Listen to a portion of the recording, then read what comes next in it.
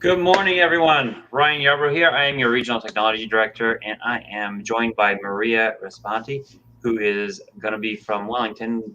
Maria, do you want to go ahead and tell everybody who you are a little bit? Sure. My name is Maria Responti. I am in the Wellington office. I've been over at KW for 5 years, 4 of which I have been on ALC. And I have been one of two chairs for the luxury division for the past 3 years. And I think that's about it. I have a team of four,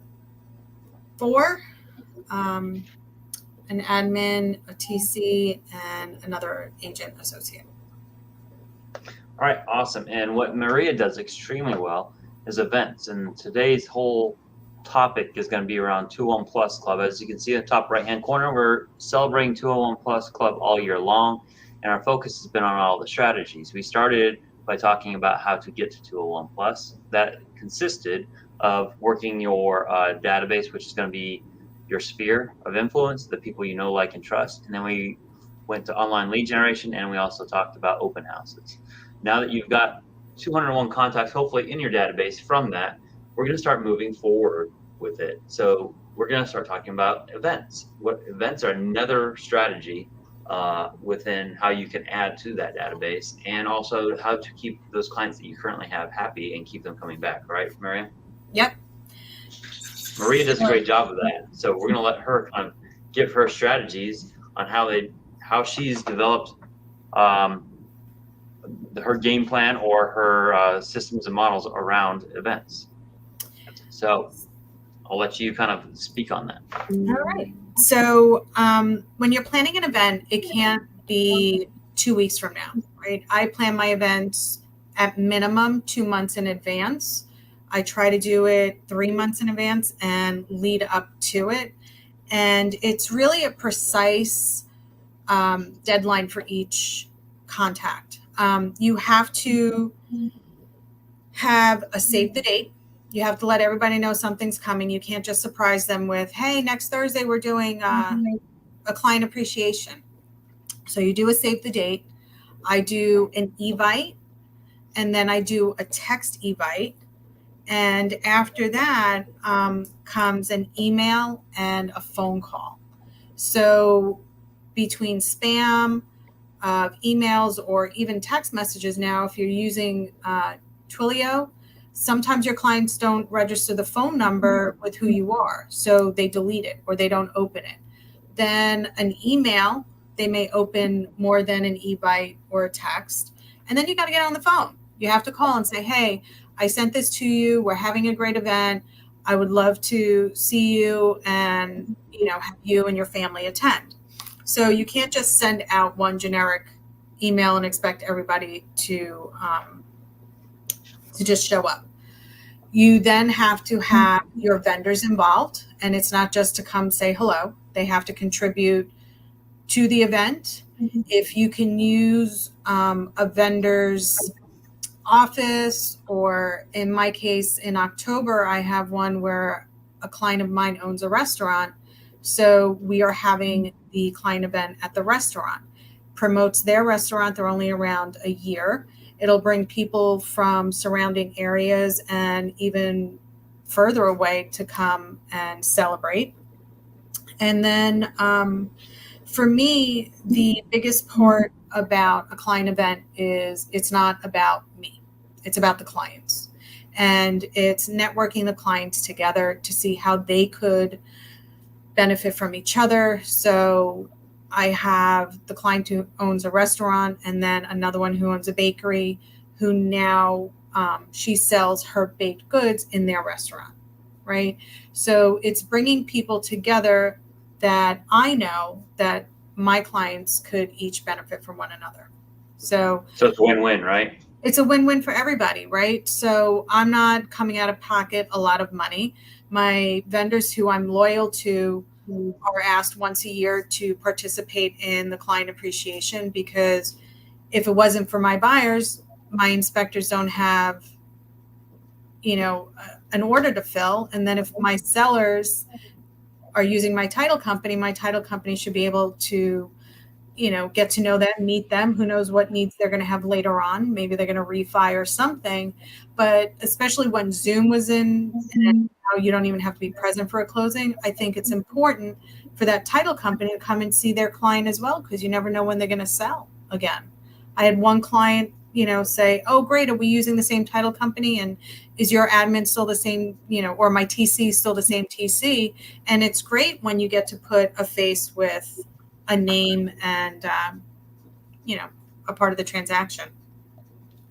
So, All right. So before we get much further, Mariette, mhm. I'm sure this didn't just all of a sudden materialize and it just fell into your lap and you just worked it. I'm sure this took a long period of time for you to get to the point where you can throw these events at a high level, right? Right. So it came from multiple failed events, and I couldn't understand why. So when I had to ask the brutal question of why didn't you come, a lot of it was I didn't know. It went to spam. No one told me, or I didn't get the email. So I found that they would have come if they knew.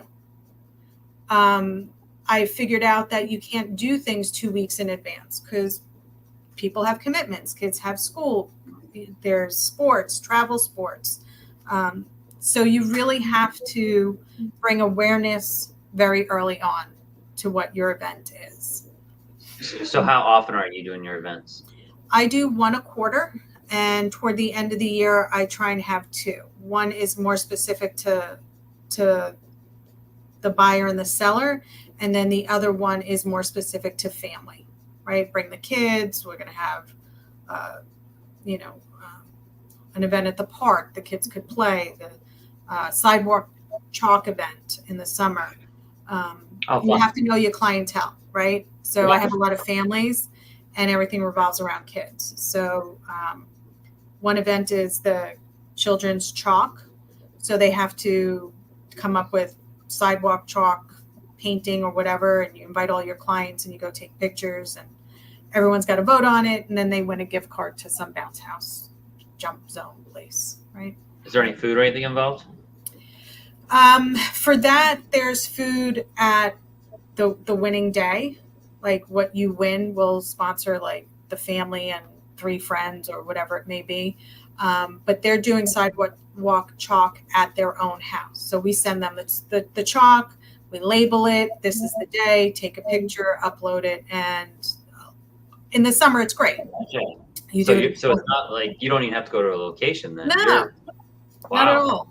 So have them do the event there, take a picture, upload it, and then we'll put it out there and say which one is your favorite or which one wins. But you could go big, you could go small. One recently we did was for teacher appreciation, or the start of teacher school year. Is we contacted the local school. We let them know, just register to win. We feel you. One of the agents on my team used to be a teacher, so she knows how much money comes out of their pocket. So we had quite a few, I think it was about 50 or 60 teachers register, and we bought out their wish list, right? Up to $500. We went, there was pictures and parades and everything, and they loved it. So all those who registered will come to another event and include them in our little event zone, we call it. We get them in there. And how much of that you actually putting together? How much of the event am I putting together? Yeah, like you said, there's a parade and everything. So how much of all that are you actually doing yourself? It's we utilize Trello a lot, so you can assign tasks. Once you get it down, it's pretty quick, right? We have an email template. We have a registration form with a QR code.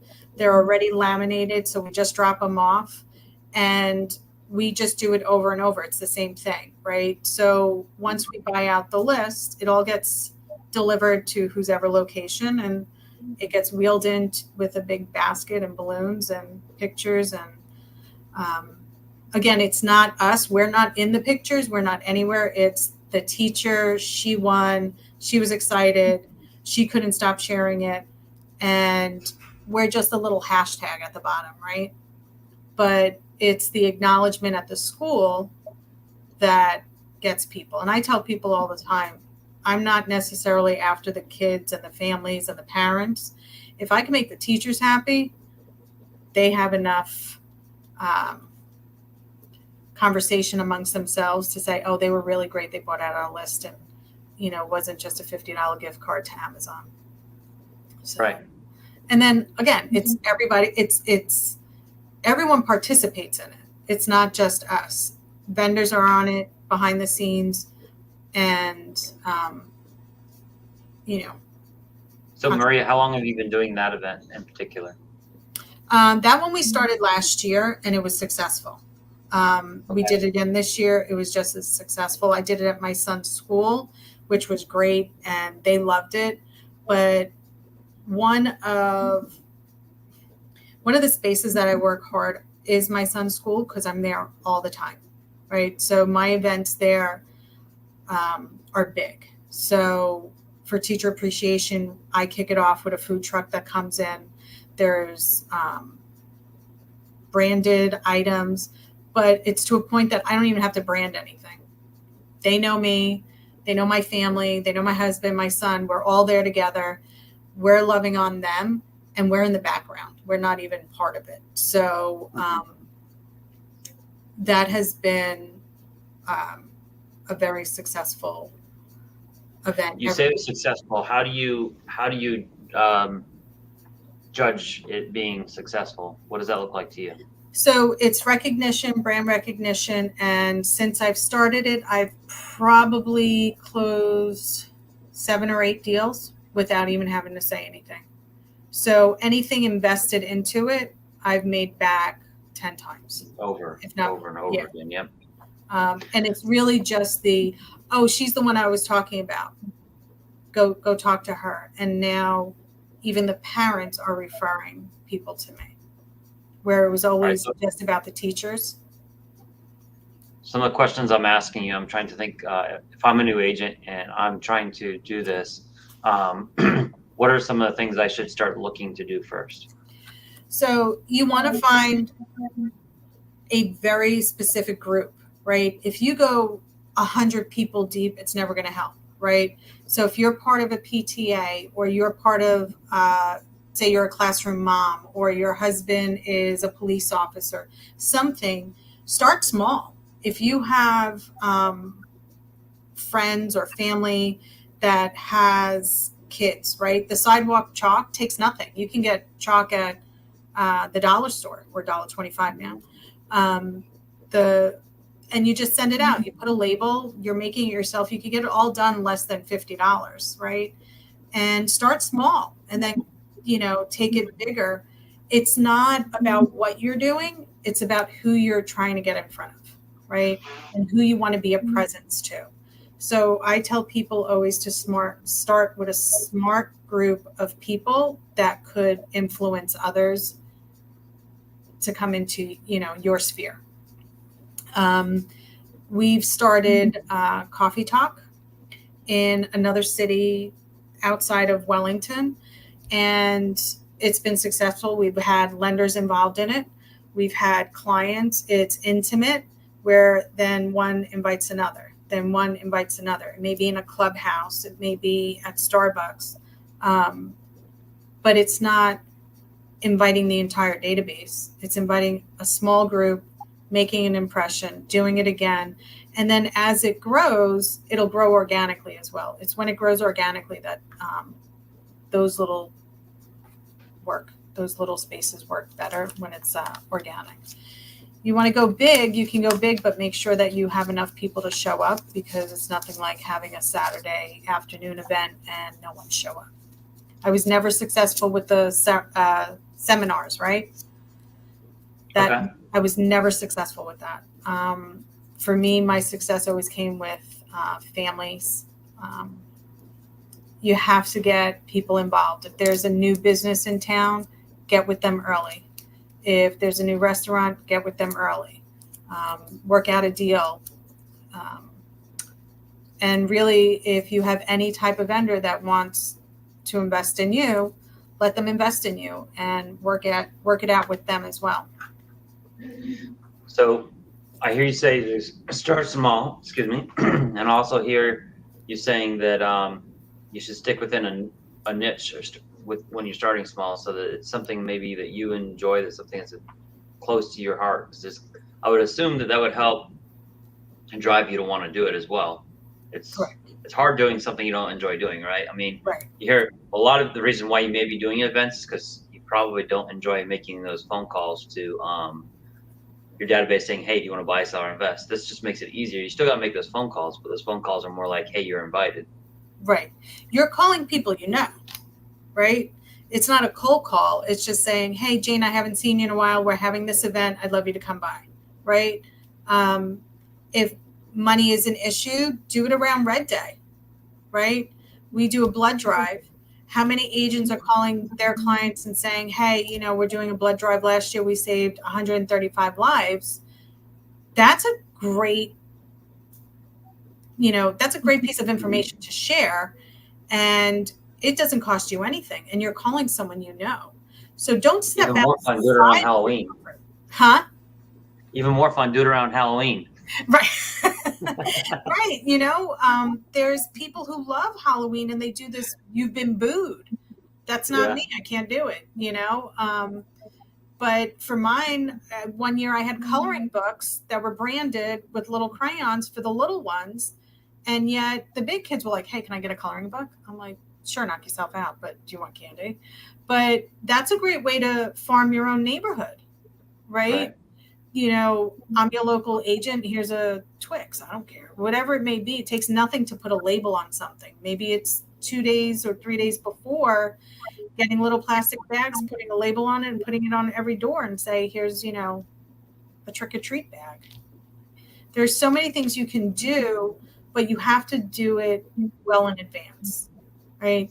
Our holiday event is already getting started. We're already working on that. We got the date. Give me more on that. Tell me, you said you already started. So what does that look like from starting? First of all, what is that event? And then what are you working on now? Okay, so that event is a meet and greet with Santa. And this year we're doing Sunset with Santa. So we're having it outside under an awning, like literally at sunset. Photographer will be there taking pictures early November so that they can get the pictures before Shutterfly Thanksgiving weekend. And they can have one with just them, one with the kids.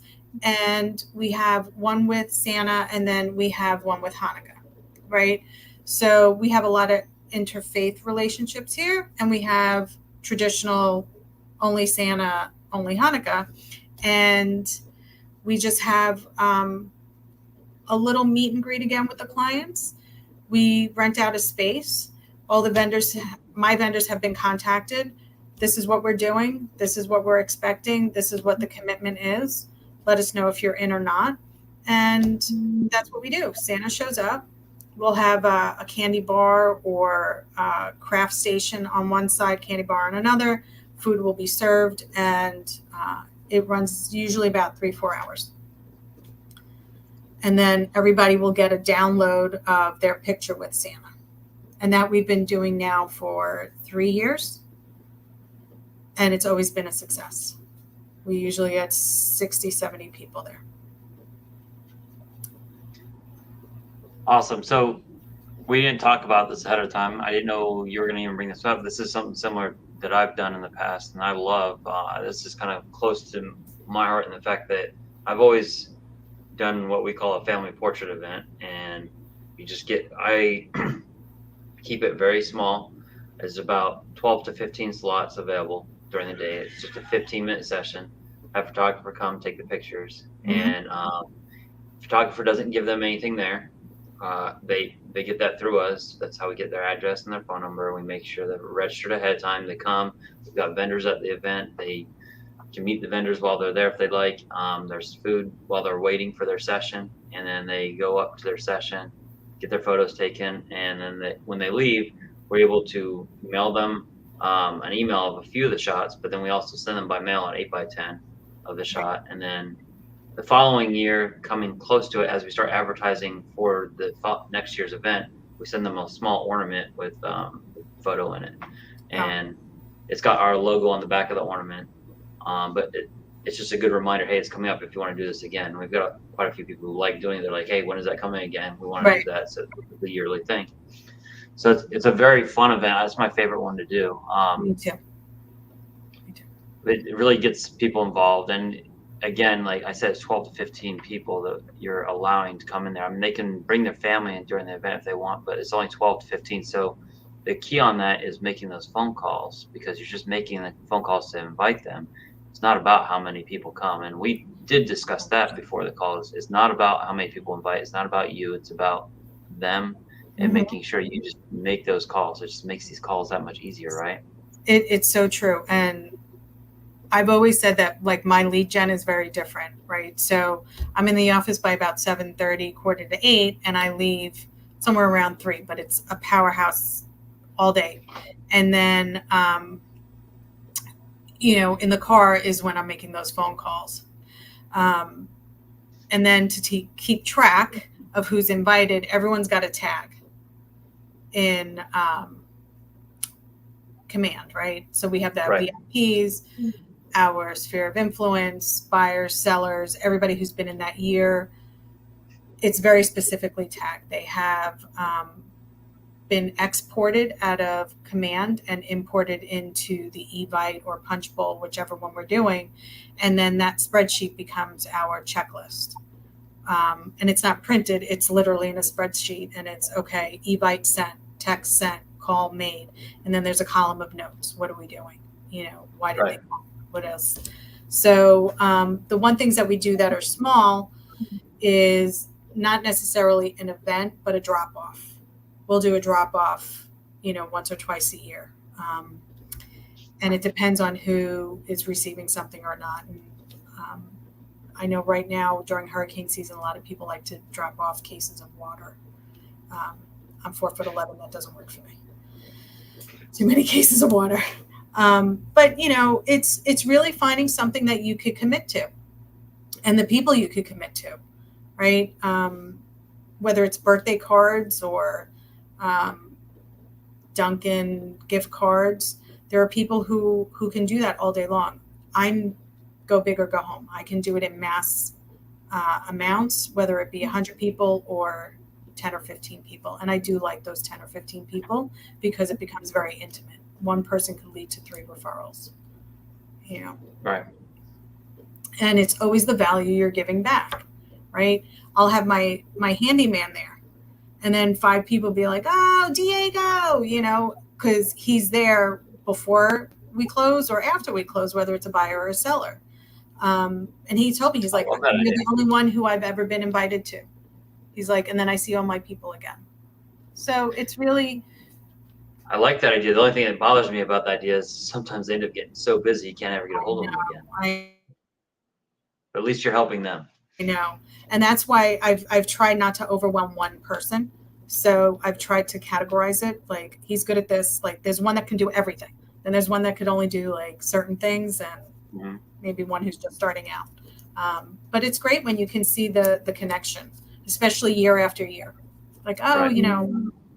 the mold remediator client got with my inspectors, and they go back and forth with each other. They bounce ideas off. They've gotten deals from one another, and it's great when you can see that it's more about that than it is real estate. And once we get that into perspective, you're bound to be a success. All right. So we got like 4 minutes left on this call. And one of the things I wanted to ask is, when we finish this 30-minute session, the goal is that these agents go back for the next 30 minutes until the next session starts and implement some of the things that we've been talking about. So Mm-hmm. out of what we've talked about, what are the things that you would suggest that they go back and implement into their business right now? The first thing is coming up with a system, right? You need to figure out when you're doing your events, commit to them, be 2 to 3 months out, and what you're going to use to invite them, and be consistent. Don't start with Evite and then switch to Punchbowl, or do this and then switch to Twilio. You have to stay consistent because your client can't keep up with all the changes, right? Mm-hmm. So you're going to do that, and you're going to make sure that you have your vendors, everything in place, and everything has to be check. Sent the email, check this. So even if it's a short 5 bullet point checklist, that's what you're going to grow from, right? So you have to tag, you have to know how you're inviting them, and you have to know who's going to call and how far in advance you're going to call before the event. I like to call twice a month before, and then a couple weeks as a reminder. Hey, but that's probably the 5 things that you want to do first. So here you say you need to know have a who, whether you're the who or not. Mm-hmm. Have that system in place that's going to run all this. So you can use a piece of technology of some sort. I suggest Command's in there. You can set up a smart plan if you want to, and smart plan can become your checklist. Just go in there and start putting tasks in there for this, and just have an understanding of how long that's going to take. Honestly, I've made one before. I think mine's a little bit outdated, but you can set that smart plan up for the whole quarter, and you can apply that to people just to make sure you've touched that person, you've sent them a social media post or whatever it is you're doing to try and suggest the event. So there's the technology, there's that piece, and then just know what your event's going to be about ahead of time. Right, and don't get fixed on the money. Don't get fixed on, everyone's got to get a bottle of this, or everyone's got to get it. Nobody has to have anything. They just want something to know that you're thinking about them outside of making $1. Right? Have something in the park. Have, an ice cream truck come. There you go. Dora's got your back here. She says schedule at least 3 months in advance. Do save for the date. Evite, text, email, call, and vendor contribution. Right. And then 4th is, this is not about you. It's about the client. Having client interact with each other and network between themselves. Yep. Be the networker. Yep. I think that's a good start. So find a way to go get this into Command. Hopefully you guys have your Market Center Tech trainers. If you do not, I would highly suggest that you guys get with your Market Center Tech trainers in your offices and make sure you're meeting with them every month when we're doing this call so that they can help you. Even if you don't think you need the help, I think it's great to be in an environment where you've got a bunch of people there watching with you, and you guys can shoot ideas off of each other. Absolutely.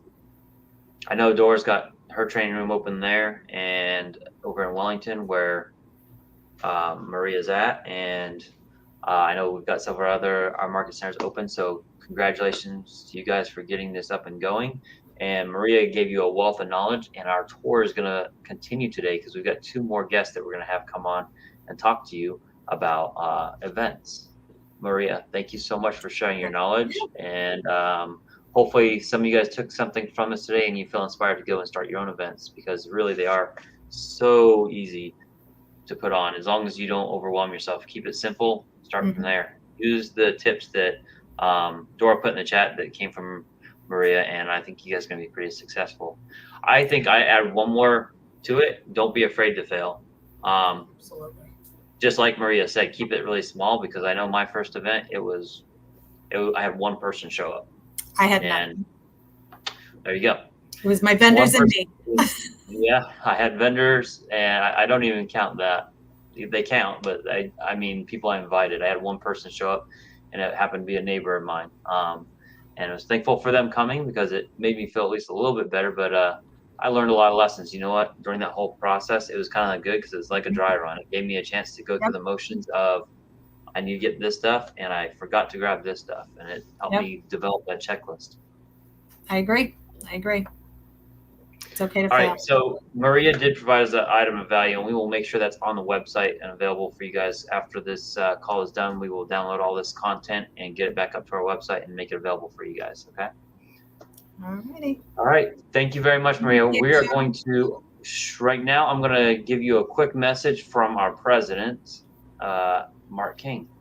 Keller Williams, South Florida, Mark King here, and I can't wait to come see you September 7th and 8th for our South Florida Mastermind. Not only do I have a wealth building presentation for you, but I'm going to facilitate a panel with the amazing Adrian Sabatino, Kevin Howard, Grant Godot, and Corey Edwards. We are going to learn a lot about wealth building. Can't wait to see you there. Have a great day.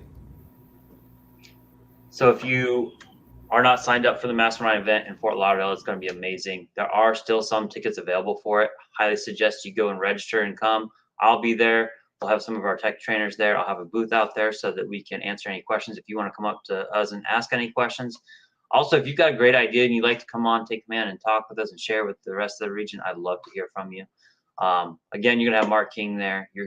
Ken Bozak's going to be there. He's come on Take Command before and helped us with social media. So he'll be there talking, and many, many, many more, as Mark just suggested. So if you haven't registered yet, or you just haven't heard, go to kwsouthfloridaregion.com/mastermind, and you will find the event right on there.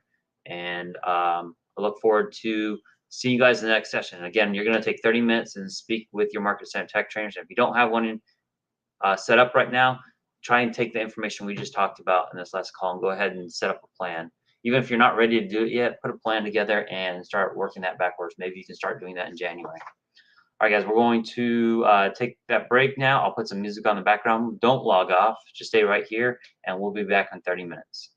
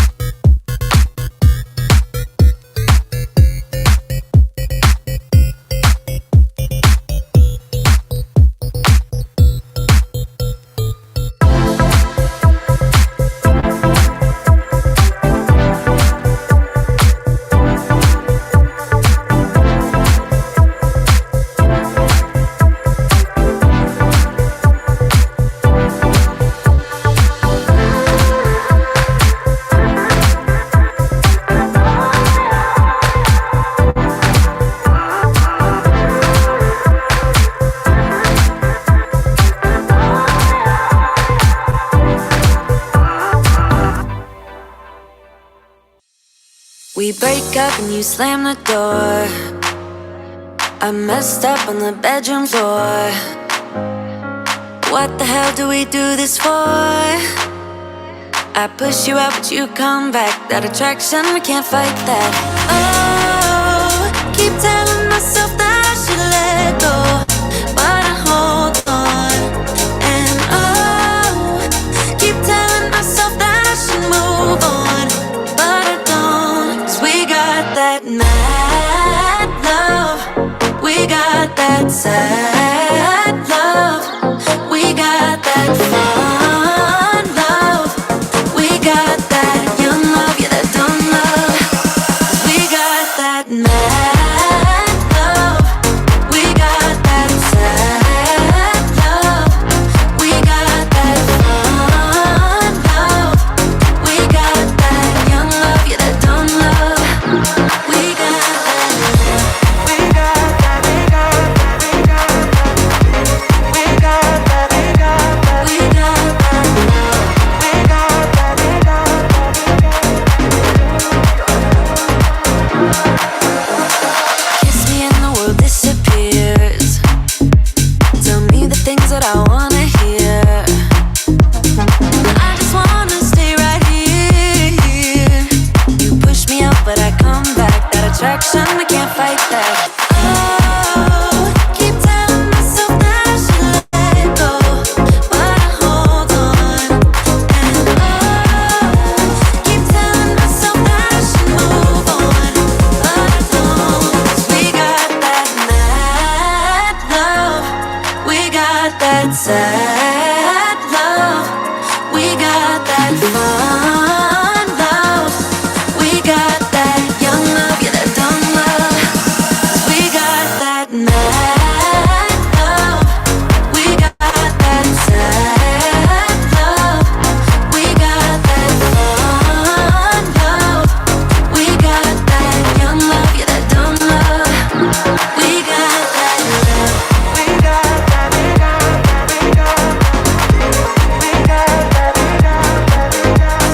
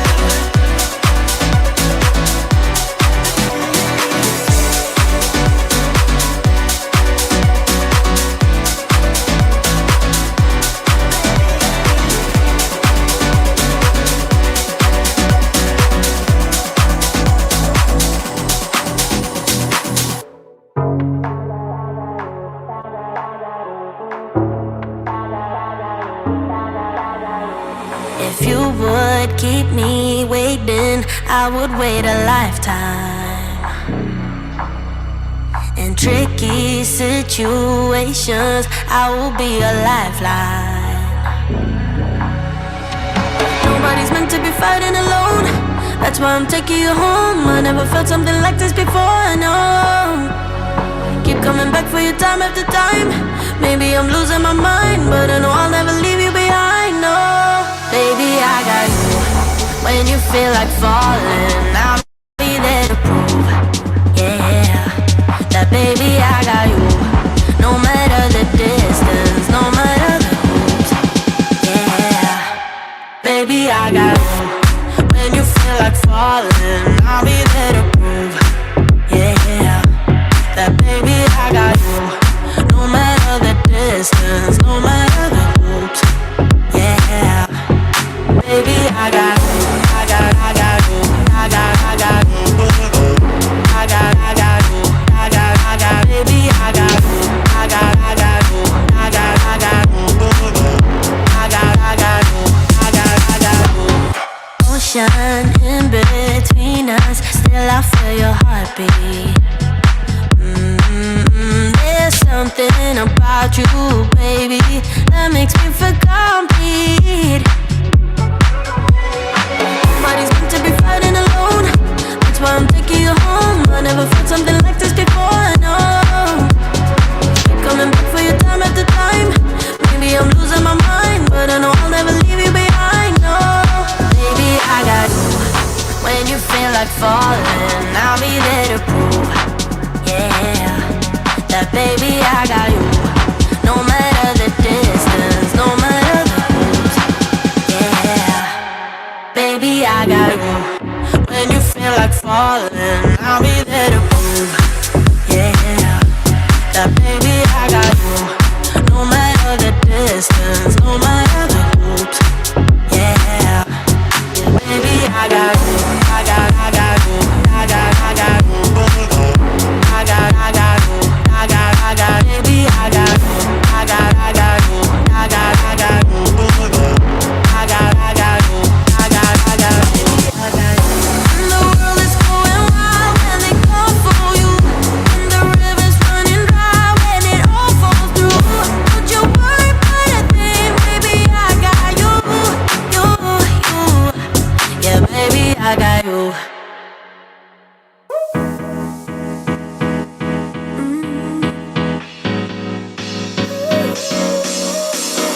Work is almost over, summer's getting closer.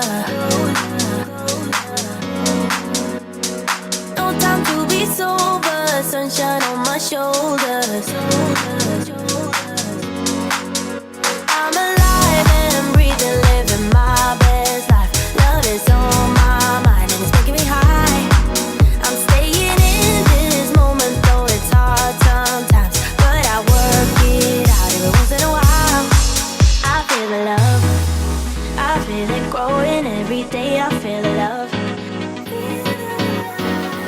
I feel the love. I hope it never goes away. I feel the love, love, love. Feel the love, I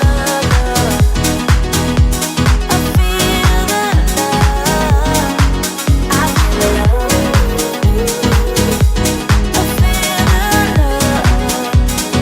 I feel the love. I feel the love, I feel the love.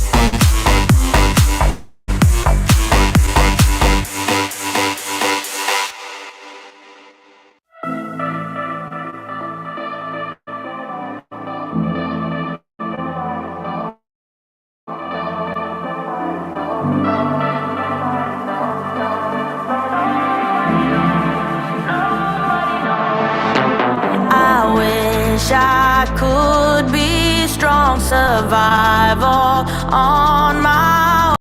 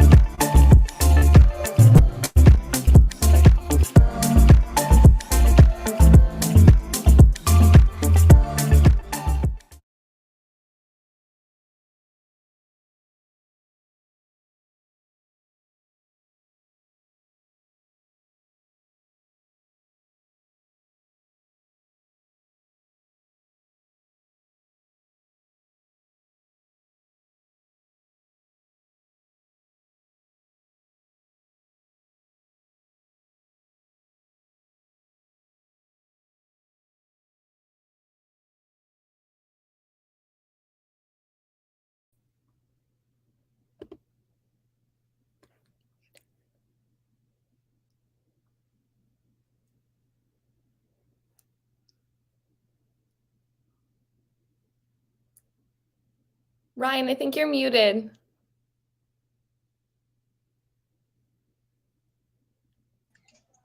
Did I just sit there and talk to myself the entire time? Is that Little what you're bit. trying to tell me? A little bit? All right, my name's Ryan Yarbrough. I'm Regional Tech Director, and I'm here to take command. We're doing the event section, and in events, we just finished talking with Maria. Maria's over in Wellington, and she just shared with us how she does her events. And Awesome. now I have Sarah Rada here, who's the operations manager for the Gary and Nikki team, which is also our regional owners. So she's going to explain how they do with their events. And you guys do a little bit of a different type of event. You do what we call micro events. Is that right? That's correct. All right. So first of all, thank you for coming on. We have a hurricane barreling towards Florida right now. So we're going to get hit with some events a little bit later. However, you were able to take a little bit of time, and since they shut schools down and everything today, you were able to take some time and do this for us. So thank you very much. Appreciate Absolutely. Absolutely. My pleasure. No, I'm excited to share kind of what you touched on. The Gary and Nikki team does 6 events a year. Roughly, we kind of alternate, but 3 to 4 of those events a year are actually micro events. So we do sprinkle in some larger client appreciation events, but the micro events is something that we have kind of honed in on in the last 3 years, kind of post-COVID, and really made it our specialty for a variety of reasons. I'm really, really excited to share today. But yeah, so Gary and Nikki team, we are between 20 and 25 million. We are a really small team. So it's myself as operations manager. We do have a marketing person who's full-time and admin. And then we have 2 main stellar agents that are kind of our production workhorses. And in that, we also have a full-time ISA as well, who's kind of working around with all of us, kind of making sure that all of our clients know about our events and that we're staying on top of our communication with them as well. But the micro events in particular, I love talking about because there's a lot of really great things that we have learned and fine-tuned. Each event is a little bit different. But I'm happy to talk to you about that today. Is there anything specific that I should hit on first?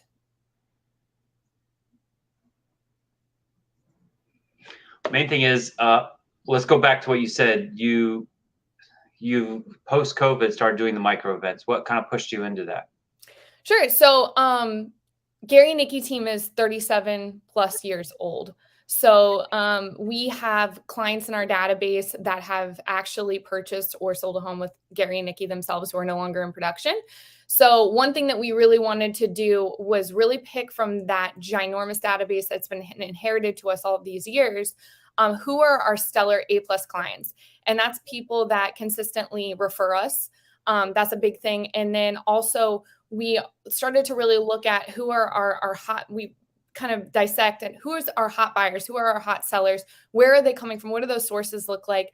And then we wanted to create events for them to kind of motivate them to push them forward. So post-COVID, we really dived really deep into the database. We made the full transition into operating our CRM completely from command. And in that, we have really dissected who do we need to give a little extra love to? Who can we really show our love to? So really, with that said, our micro events are broken up 2 different ways. So as I mentioned, we identify who are really hot leads, and then we've created micro events specifically to get in front of them. So 2 examples of that, by far our most successful events for a couple of different reasons, have been, we just got done actually doing a private mixology class. So we partnered with 3 really rock star sponsors, and we actually booked a private room, and it actually had a bar in it. And that bartender taught us how to make really cool summer cocktails. In between each one of those little segmented drinks, we were able to do like a sampling, some appetizers, and we had a sponsor come up and speak. Now, this event was specifically for adults. We treated it like a date night. These are people that are considering selling with us or buying with us here in the next 30, 60, 90 days. And we wanted to give them some specialized attention, make sure we had a platform to answer their questions. One thing that I would suggest when you're doing these micro events is be really intentional about that guest list. Go into it with a goal. I've actually created a worksheet today to send out to anybody who's interested in it, but identify what your goal is of the event, who you're inviting. Always over invite. That's the biggest thing we have learned. So even though we're calling it a micro event, for us, that's usually under 40 people. We're still inviting 50, 55 people and anticipating a dropout all the way to the night of, because life happens, babysitters, sick, whatever. So you will have a dropout, and you should anticipate for that, but be very intentional about who you are asking to come to these events, and then make sure that your sponsors match that. So as I mentioned, when we talk about having a seller-driven event, we might invite somebody like a professional organizer and packer, a cleaning company to come. Obviously, on the buyer side, we have our lender partners come. We have an insurance person come. We have an inspector come who talks about both the benefits of a prior to listing your home and having those insurance-related issues addressed on the front end, as well as for our buyers, and talking to them about the process during the inspection period. Also, our sponsors tend to always have a gift of value. So some of them, like for example, the mixology class, we created like a little key ring, and it had all of the cocktails on it that we made that night, the recipe for it. And on the back of it was like a coupon from one of the sponsors. So one of our inspector sponsors said, if you book an inspection within the next 6 months with us, we'll give you $50 off. Sponsors who wanted to join us but couldn't be there also offered incentives that were redeemable within the next like 6 months, the $100 off of your cleaning, etc., or $50 off of a consultation for packing and organizing and staging, that kind of thing. So we always try to provide a gift of value. We try to create a really fun night. I'm sorry, I saw your message. Can you hear me okay? I'm just letting you know, I'm having internet issues if you can't hear me too well. I'm going to have Brett jump in here for me just real quick while I jump off, and I'll jump right back on. But I just don't want to interrupt you too much. Oh, no, Brett no, will kind of keep going for 2 minutes. Okay. Hi, Sarah. Right, thank you. How are you? Good. How are you? Good. Can you hear me okay? Yeah. We Go have ahead. wonky weather things happening around here. Exactly. So this has been an uphill battle for like the last 2 days. So so we try to stay really intentional with these events. And then I would say that in addition to knowing who you want to sponsor, having that time to allow your sponsors. So that's a really big thing. When you're asking for sponsorship for any event, you have to create a win-win. So for us, like, we try to minimize our costs through sponsorship, but we don't want our sponsors just writing us a check and then their name is on a piece of marketing material. That's not really a win for them. So you have to make sure that you are carving out an itinerary for the night and making sure that you're planning ahead to allow them the opportunity to speak to your guests. Dollar for dollar, I will tell you that micro events are, for us, where it's at in terms of ROI. Because for us, maybe the whole event for 30, 35 people at a really nice restaurant, we're supporting local. We're doing a cool little bar mixology class. We're building a rapport with that restaurant, who, by the way, on this last one, they gave our guests 10% off if they stayed for dinner afterwards. We negotiated that on the front end. We were then able to solidify this relationship locally and within our community. But then on top of that, we made sure that those sponsors had time with our people. And so for a $2,000 event, we just closed one transaction. It paid for itself. Of that $2,000, we might only be coming out of pocket like $500. So we really, really work really hard to make sure that everybody there is receiving an opportunity to earn business and build trust and build a rapport. The other reason I really like micro events is we do large scale events, like 100+ people. It's very hard for us to work the room. Again, we're a really small team, and to really identify and spend time with people who want our attention, or to really catch up, or to, ask about their families, ask about their friends, ask about work. We don't have that time at a larger event. I have 2 seconds to say, hi, how are you? Great to see you. At these smaller events, we like pull up a chair. We're sitting with them. We're asking questions. We're identifying what their needs are. I'm thinking about how I can help them, taking that away from the event, and then following up with them really intentionally a couple of days later or the day after. So all of those things, I think, for us have proven to be better events in terms of building that relationship, solidifying that relationship. Follow-up is a lot nicer with that one. And then we're creating raving fans. Bar none, we have become, I think, for us in our own individual spheres, a team known for events in the last 3 years. And I really love that because it keeps us in front of our people. I think our lead gen style as a team, we're just better networkers. So these events keep us top of mind. 6 events a year is a lot of events. That means we're almost always coming out of one and starting another. We just rented a movie theater. We are showing a private screening of Paw Patrol coming up for all of our that's our big event. So that's over 100. So we're always moving from one event to the next, but that line of communication, that touch to the database is always there year round. So that's a benefit to us. Not everybody has the same marketing budget. I've just become a big proponent just because I've seen the success rate and, again, the return on investment of these micro events, because you can make them very budget friendly and you can get big bang for your buck at the end of it. That's awesome. So I like what you said about the micro events allow you more opportunity to build and nurture those relationships, right? Yes. Rather than a large event where you can't get to everybody. And it seems like, so you're doing 6, whereas other teams might do 4, right? Each quarter, but because they're smaller, it's probably more manageable that way. Right. Absolutely.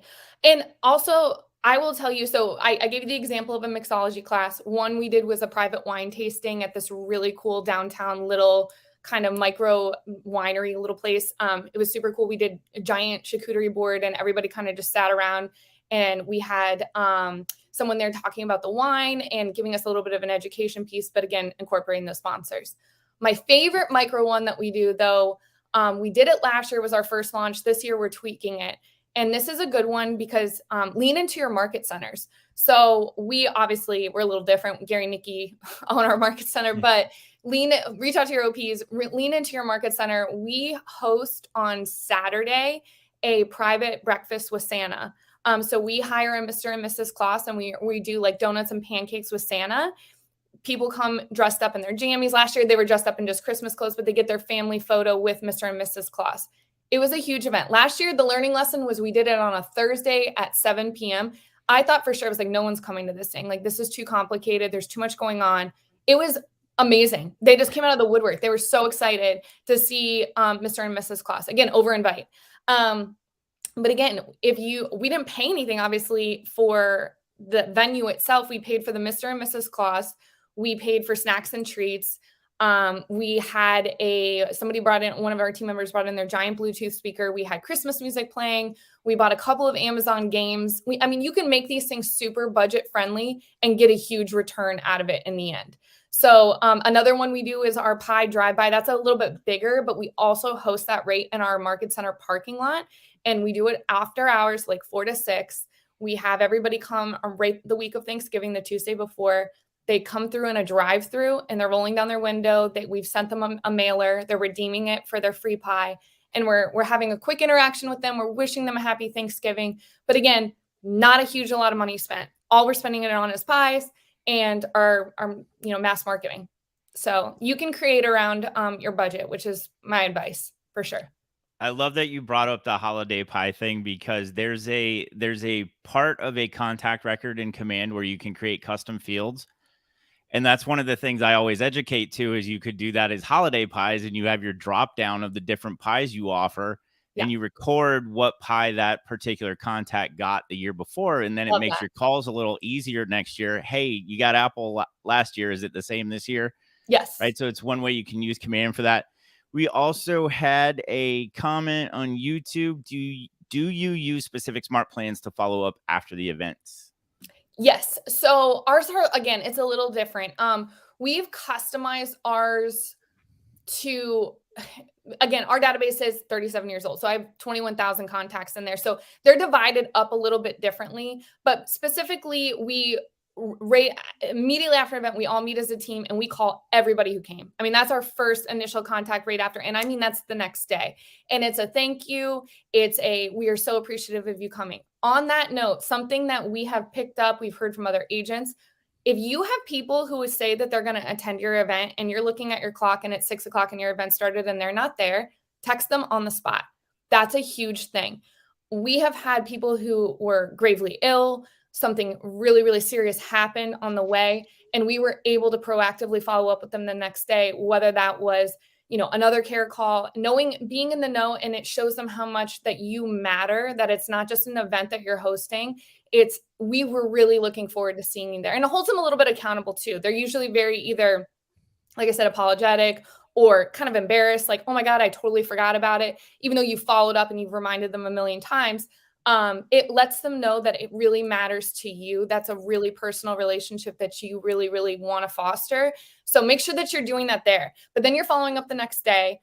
Those people go into a specialized kind of drip campaign. We mark those people super, I know it's ridiculous. We have an A+ and A++, but we talk to them differently. And Madison, who is our marketing gal, she literally sends them kind of different content sometimes and reminds them how important they are to us and how much we rely on their business. And we give them exclusives to our next event. So we kind of pre-market our next event to our super, super A class. We allow them VIP access and bookings. So for instance, the movie event, we will go ahead and contact them first and let them know, hey guys, we haven't even told anybody yet. We rented the movie theater on this date. We want to make sure you and your family have enough tickets. How many people should we put you down for? So we're always kind of reaffirming that relationship. We're making them feel really special. And then again, our touch campaign is very intense.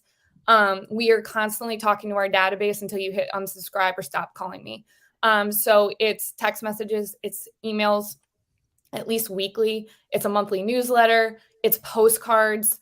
So we really, really double down on those efforts. I hope that answered the question. Ours is just a little bit of a different system.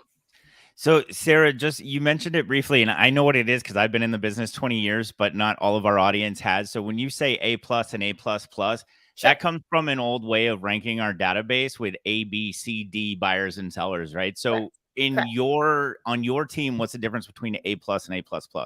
So for us, the way that we've kind of changed it a little tiny bit, it's still kind of classic in terms of the system of organization. But for us, like an A client is, we took them through the transaction. Maybe it's our first time working with them, but it was a really great experience. They left us a review at the very end. We're really happy. We are now slapping you in the A client. We're reaching out to you. We're calling you and making sure quarterly that everything is going great with the house. And then we're asking the classic, who do you know that we can help sort of thing. A+ for us is somebody who not only closes with us, maybe leaves us a review, but then they've also sent us a piece of business or referred us somebody down the line. So we put them in the A+. Our A++ are my raving fans. So in the world of social media, these people are tagging us personally in people's posts looking for the best real estate professional in their area. They're consistently talking about us, referring us. They're also coming to us with how they can serve their people. Hey, my sister wants to replace her roof. Who do you know that is a great roofer in our area that I can send over there? So they're treating us as their go-to person for all of their real estate needs. And they're consistently really raving fans of the team. So that's how we kind of identified them. And they're kind of sort of our super VIPs as well. Awesome. So just to clarify on that smart plan comment, Yeah. you have specific smart plans for the team that you've Yes, created? but so we've used some of the ones that are built in to Command as it is. So there's a couple on there. I have to log. I'm sorry, I'm not in Nikki's screen, but we do use some of the built-in templated smart plans. However, we do build our own smart plans in Command with our own reminders for follow-up. Now, the way that I communicate from operations level is very different from sometimes the way that the agents who are in production communicate with their people. So their follow-up plan for their A-list and for their personal past clients might be not exact or perfect to a smart plan campaign, depending on that person's situation. Mine from the marketing side and working alongside our marketing person is a little bit more consistent and targeted by dates. When do we host an event? Do we follow up with them the next day? Have we checked in on them in the last 10 days? Do they know about our next event coming? So we're working off of our own customized plan when it comes to that. Okay, gotcha. So there's two things that you said that really stand out for me. One, you're following up the very next day by phone, which is striking while the iron's hot and Yeah. people are warm and friendly and want to receive that call, right? Yes.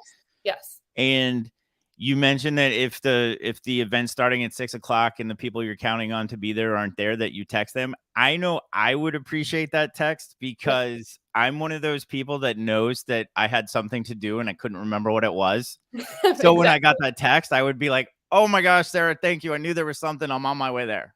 And actually, that happens a lot. What's interesting about that is that it's not like you text them and you're anticipating them blowing you off. Like a lot of the time they're like, holy crud, I will be there in the next 30 minutes. Is that too late to show up? And they show up. So your attendance numbers still continue to grow.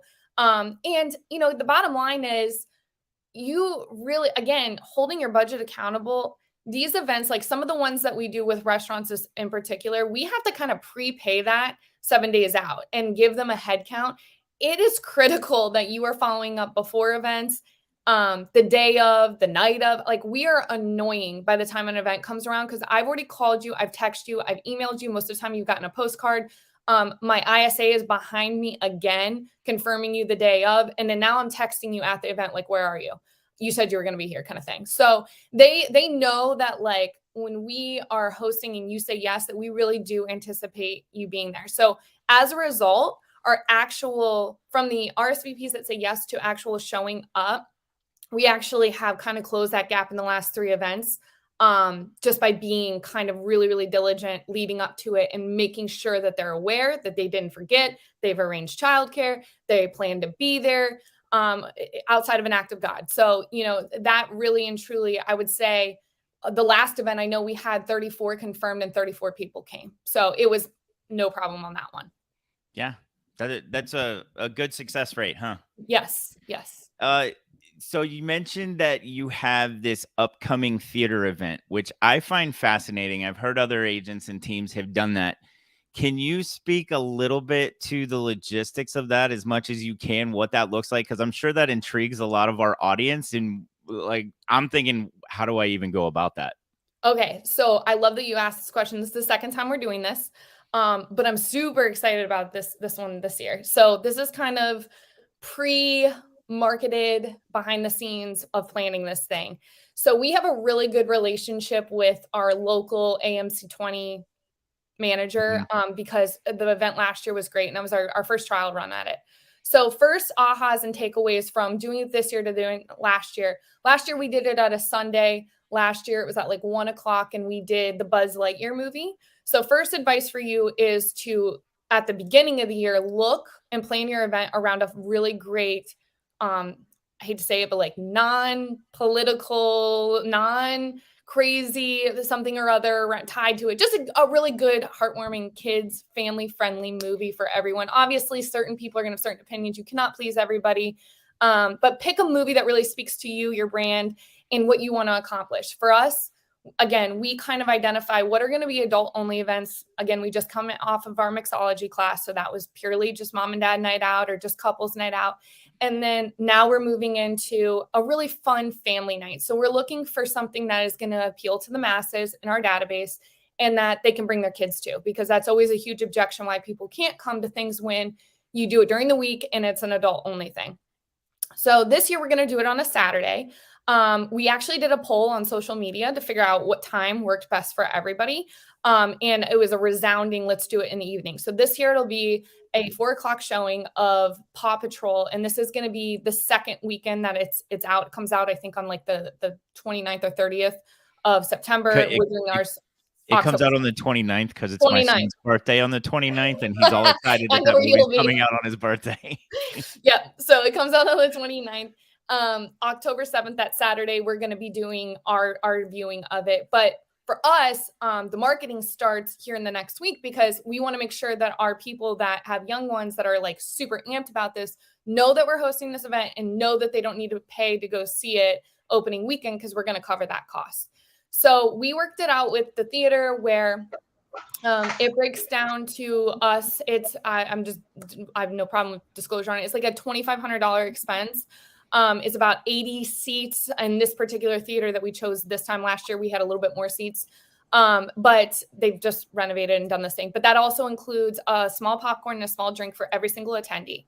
Now, outside of that, we as a team, we make goodie bags and we bring them. Our theater is super cool. It lets us put up like a table right at the entrance. So we create our own tickets as well, which the theater has worked with us on.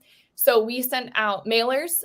We are privately inviting our people either via text, phone calls, etc. We start with our VIPs. We pre-market it first to them. We give them the A++, first access, first dibs on this, because this is a true client appreciation event for us. This isn't necessarily where we're, hey, are you buying a house in the next 6 months? Those people are great to invite. You should invite them. But we really want to make sure the people who are our raving fans feel our love. And we really hone in on 2 events a year that really captures that. And we're talking to them. What I love about this event is what we learned last year is, right, everybody comes to the movie theater and the theater gives you an option. Like, do you want to play trailers before or not? You don't have to. When you're calling the shots, you get to pick. And then we realized, we're like, God, this is all this dead airspace where they're just sitting in there quietly, like just kind of talking amongst themselves. So this year, our sponsorship packages are 1-minute videos that each sponsor gets to have that are being converted into what's called DCP. So it'll fit on a large screen and it's going to be beautiful, high quality. So we're doing a shoot with a videographer in our office. He's going to film 5 segments, 1 for us, 4 sponsor shots.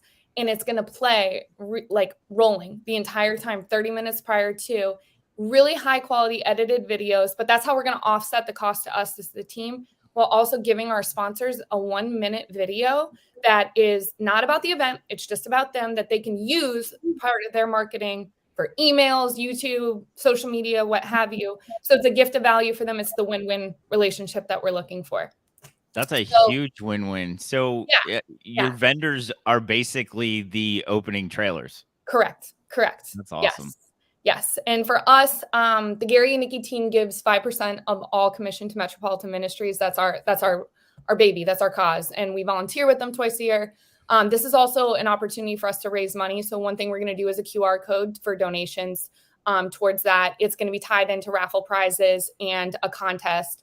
So we're inventing cool things for them not to just twiddle their thumbs for 30 minutes and aimlessly try to lasso their kids.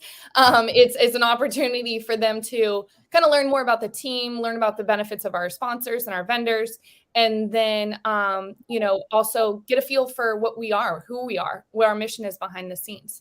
One other thing we're going to incorporate, or we're going to attempt to incorporate in that, is testimonial.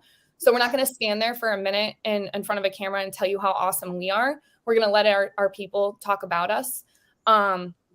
So that's one thing that I think is a good idea so that you don't feel like you have to stand in front of a camera and say like, hey, we're really great and we sold this many homes and this is our production. Like your people don't care about that. They care about what the experience is and working with your team.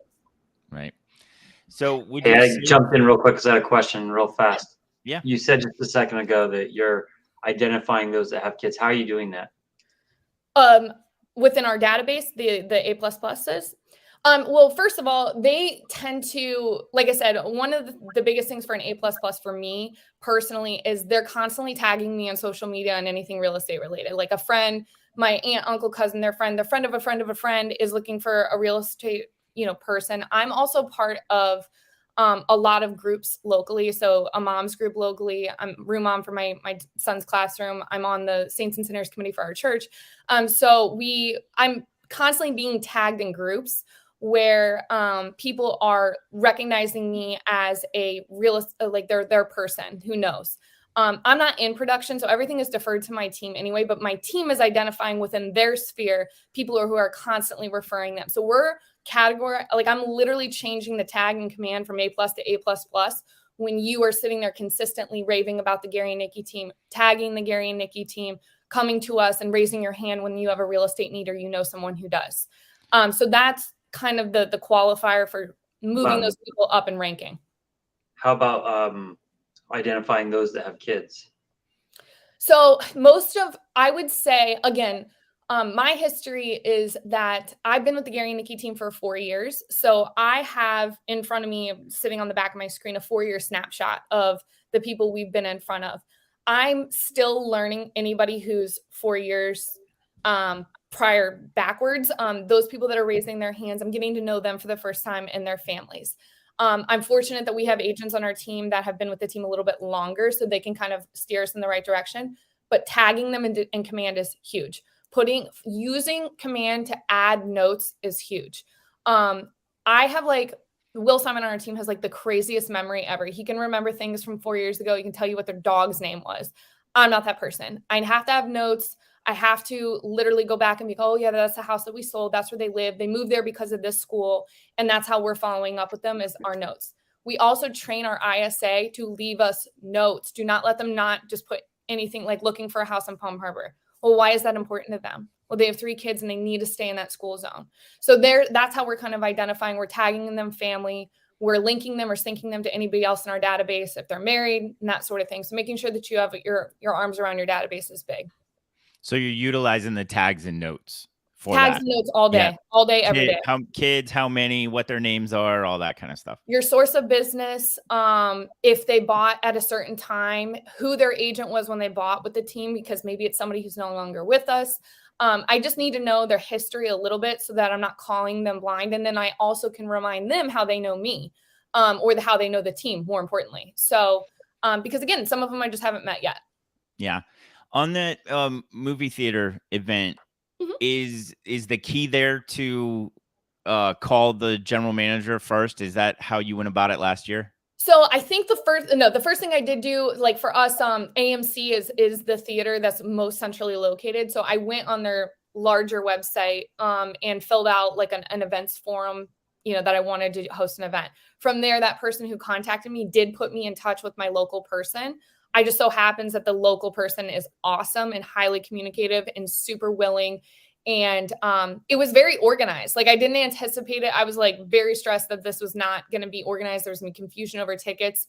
And they really allowed us to make it as creative as we wanted. They had no problem with it at all.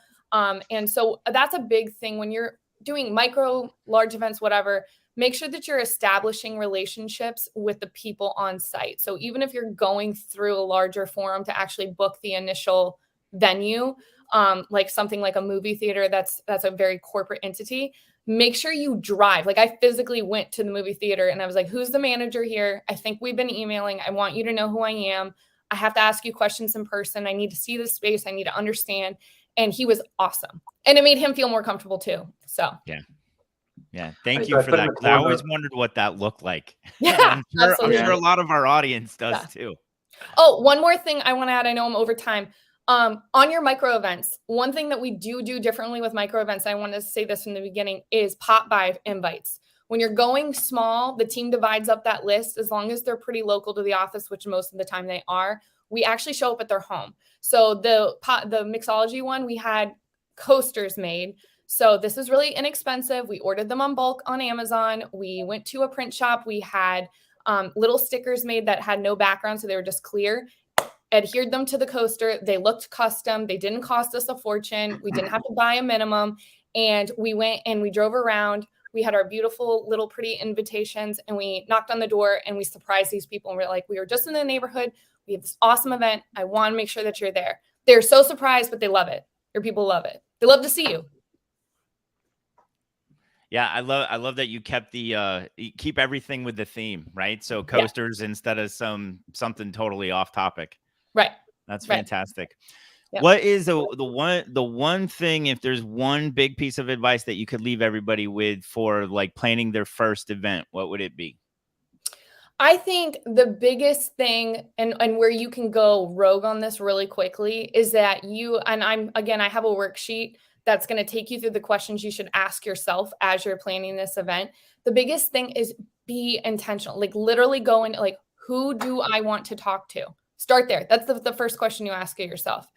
Do I want to talk to my buyers? Is this something that I just want to thank the people that I've been in business with, and then build from there? You have to have a goal. You have to have an intention behind what you're doing, or you will get lost very quickly in the planning process. You will just be inviting neighbors and willy-nilly. It will have no theme. It will have no proper follow-up. You won't ask the right sponsors to join you to talk to the people who are in the room if you don't have an intention behind the evening. So don't get carried away and making it cool. That will come second. Identify who should be there first. That's it. Very, very simple. Awesome. I love it. It always comes back to the database, doesn't it? Yes, it always does. It always does. Thank you, Sarah. You are amazing. Thank you. I appreciate you all. You have a QR code right here. I also put a QR code in the chat that has the resources. One of the questions I was asking her about the kids, there's a tag in the system that I've got in there. If you download that CSV file in there and upload it into Command as a contact, you'll get all the tags that I have in there. And one of them is specifically around the family orientation of it. So if you've got kids, there's a tag in there that says married with kids, single with kids. There's a whole bunch of tags in there. So you could use that to help dissect that database to be able to tell who does and who does not have kids if you're doing a family friendly event. Also, if you know kids' names, put them in your command notes. That's a big thing too. Don't just call and say, how are the kids doing? How's Jimmy and Susie doing? You know, knowing their names and showing that you remembered is a big thing. So, and the dogs. And the dogs. Definitely the dogs. So. Yeah, people they like their kids more than the dogs serve their kids a lot of times. So careful. But yeah, you can actually set that up as a custom field as well. So if you're always going to be doing that, just set up a custom field and put them in there. Yeah. Good job. Thank you so much. That was a lot of information. And you said you had a handout that you were going to provide to us? Yes. Right, so I can email that to you, Ryan. I don't know what the best way to get it to everybody is. Yep, just email it to me. I'll have it on our website so everybody can go and download that from our website. Perfect. Awesome. Right. And always, I'm here to answer any questions if anybody needs anything. So feel free to reach out directly as well. Perfect. Thank you, Sarah. Thank you. Thank you, Sarah. I really appreciate it. You got it. Have a great day, guys. You too. All right, Brett, thank you for jumping in for me when my internet was having a little bit of issues. I went and reset and I've got full strength again. I went from like 500 megabytes down to like 3 megabytes. So I was low. Now I'm good again. Good deal. We're going to show another video real quick. So I've been trying to use this opportunity to, if any of you guys have not heard of our South Florida Agent Mastermind that's coming up, I have another video for you that I would love to share with you. So if you guys can hang with me here real quick. I showed a Sizzler video just a few minutes ago, and now I'm going to show you another one. This next one, you guys should recognize this guy, and if you don't, you're in for a treat because he's a pretty cool guy. Mark Olish with a special invite for you as one of the top 100 agents in the South Florida region. We have our regional mastermind coming up September 7th and 8th, and it's got 3 pillars to it. We'll talk about wealth building for you and your family. We'll talk about mastering the market of the moment and lead generation. And we'll talk about how you can develop the members on your team and keep them for a long time. That's all September 7th and 8th at the Fort Lauderdale Marriott Harbor Beach. Click on the link here and we will see you there. All right, so that's our own Mark Olish, and he's got a special invite there for you to come to our mastermind. Again, it's 7th and 8th of September. If you need to know where to go for that, we have the KW South Florida Region website, which is KW South Florida Region, and then you can go to .com/mastermind, and you will find the event there. We have a huge lineup of speakers. Please go and get those quick because we got other regions wanting to jump in and take advantage of ours, and that's set up for you guys. So I'd rather see a bunch of you guys there. I look forward to seeing you there. Hope to see Brett there. Yeah, I've got my tickets. My wife and I will be there for sure. Awesome. So anyways, we're going to go ahead and take another break. Hopefully you can take this 30 minutes to go and implement, or a little less than 30 minutes to go and implement some of the things that Sarah just taught you. And if you still have some stuff left over from Maria that you want to implement, I would highly suggest you go do so. I will get that link from Sarah and give you her sheet, and we'll get some information. I'll be on the website. So always get this question: are these recorded? Yes, they will be on our website along with the links. So just watch for those for next week, and they'll be popping up there. Ryan, Right, I would offer this. I would think that tags and custom fields, based on what we just talked about, would be some of the important things that you could implement in that short amount of time. And I'll be here monitoring the chat. So if you're working on it and have any questions, just feel free to put them in the chat, and we'll get them answered for you. 100%. We're here for you guys, and hopefully your market centers have some meeting space set up where you guys can work with market center tech trainers in there. If you don't have a market center tech trainer, you need help, please reach out to us. We'd be more than happy to help you. We'll put some music on now and let you guys have that little break. See you back here at, again, it's going to be at 11 o'clock, and we have the Jake Yancarelli who's going to be speaking with us. If you've not heard Jake Yancarelli speak before, he is amazing, and he's also a FES trainer, so look forward to seeing him. All right, guys, enjoy your break.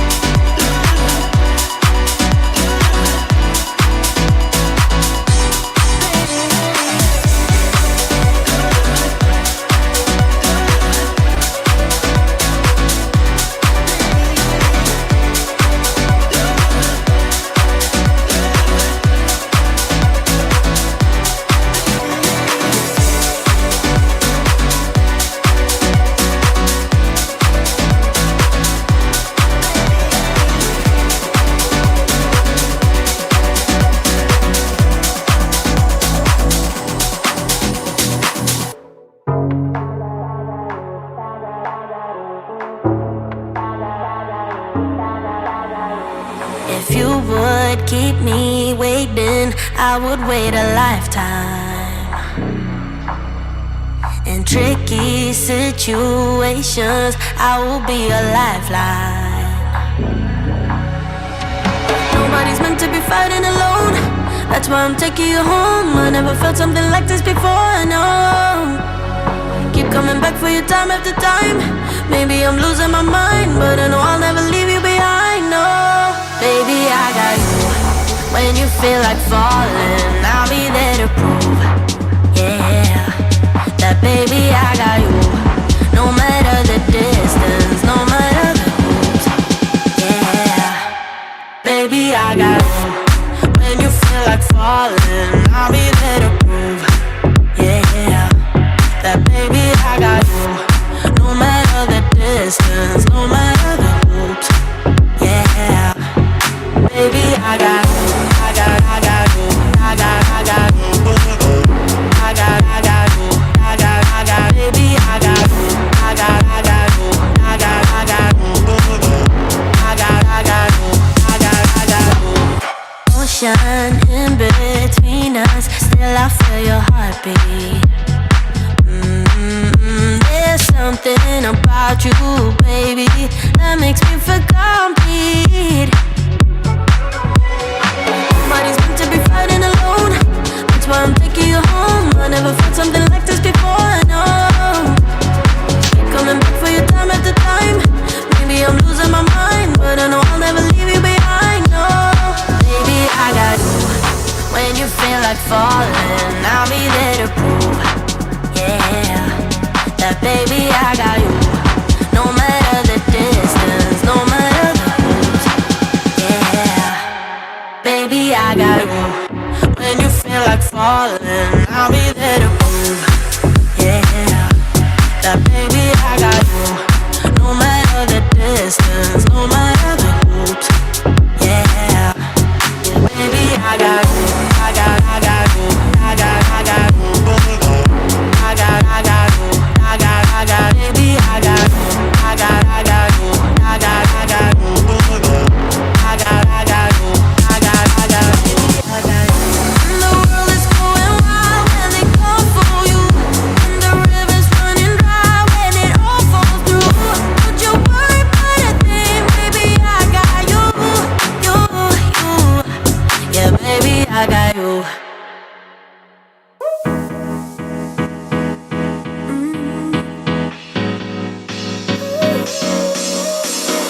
Work is almost over, summer's getting closer. No time to be sober, sunshine on my shoulders. I'm alive and breathing, living my best life. Love is on my mind and it's making me high. I'm staying in this moment, though it's hard sometimes, but I work it out every once in a while. I feel the love, I feel it growing every day. I feel the love, I feel the love. I hope it never goes away. I feel the love, love, love. Feel the love, love, love. I feel the love. I feel the love.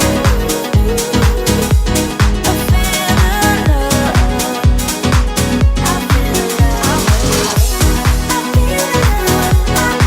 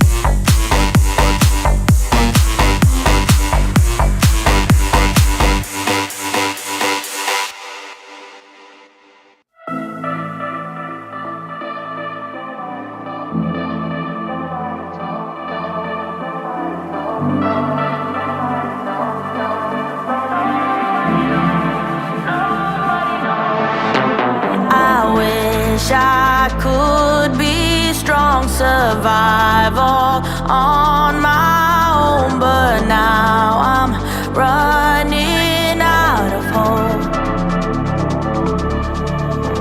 I need somebody else to save.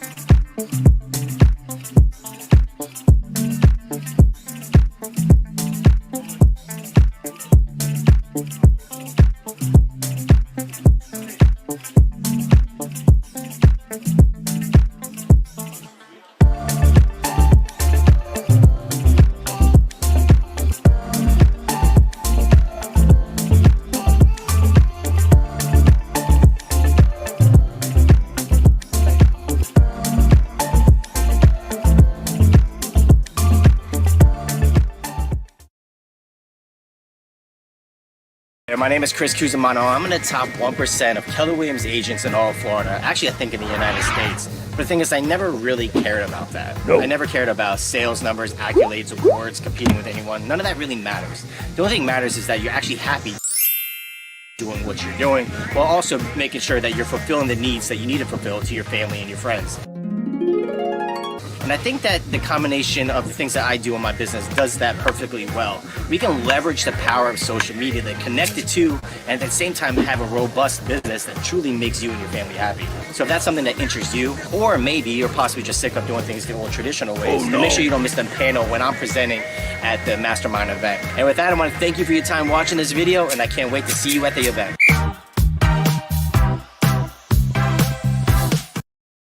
Mark Cintron got selected to be a speaker at this year's biggest event in Keller Williams for the state of Florida, and he's going to be sharing how the team has impacted his life. So here is a sneak peek. Mark is with us. Mark, how has the team helped you grow? Thank you so much for the opportunity. I guess a long time ago I heard an investor that focused basically on three things when they're looking for success, which is people, product, and process. And so when I looked at the team, it was the same thing. I love our team leader. I love the fact that we have a journey that I get to walk with someone else. More importantly, one of the things that I'll never forget was, how can I make my world big enough that your world fits in? And I thought that was so incredibly valuable, because it shows me that he's thinking about me and how can he make that more challenging on himself so that I can get the goals that I'm looking for. When it comes to processes, there's an obsession with making things not only better but also more efficient. And I think the systems that we have in place make my job a lot easier, which give me a lot more quality time with my family. It gives me an opportunity to do more for my clients and do it better, which ultimately leads to the third position, which is product. We have an amazing administrative team. We have an amazing system that supports all this, which allows us to constantly deliver basically happiness. We're delivering happiness to our clients who are first-time home buyers. We're delivering happiness to our sellers who are getting top dollar for their houses, and we're delivering happiness to investors who are able to continue this product on and on. Now, Mark, dude, you've been killing it. I love to see the success that you had on a personal level and a business level. But one of my favorite things is the thing that you were able to accomplish last year. You were able to disconnect for 30 days on a vacation. How was that experience for you? Well, talk about making your world bigger, right? I think one of the questions that you asked me from the beginning was like, what would success look like for you, right? And I said, well, being able to take 30 days off or longer, even longer than that,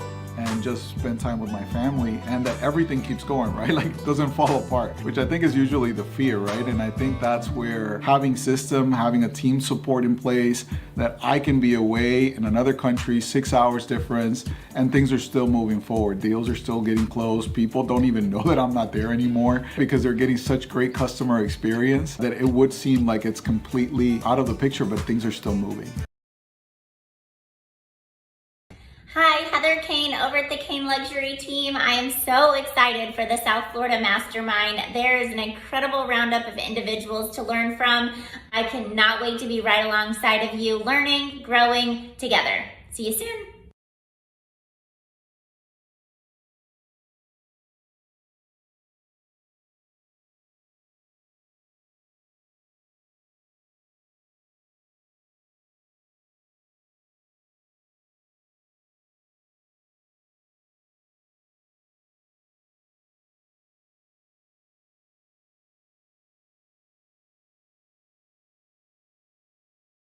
Hi, my name's Camilla Rivera, and I'm the COO at Lori Finkelstein Reader Team. And I'm so excited to be a speaker at the Keller Williams Agent Mastermind on September 8th.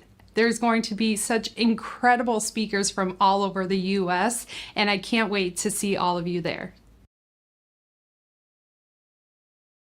Hey South Florida, Rachel Adams Lee here, coming to you guys from Northern California. So excited to fly out and hang out with you in September. I got 131 referrals last year through social media, and I'm going to teach you all the things. We're going to talk about how to get new followers, how to have genuine conversations so those followers turn into your next client, how to get referrals from other agents. I've got so much more in that in store for you. See you soon. Hi, I'm Sandra Rathie from the Weston office down here in South Florida. I'm looking forward to seeing you all at the Agent Mastermind coming up in September in Fort Lauderdale. There's amazing people that will be presenting, and I'm super excited to learn from all of them and to learn from you, and I hope you can make it. We'll see you then. Hi everyone, Matt Leva with the ML Real Estate Group up here in the Northern Virginia and DC market. I'm really excited to be a part of the South Florida Agent Mastermind in September. Looking forward to meeting you all there and excited to come down.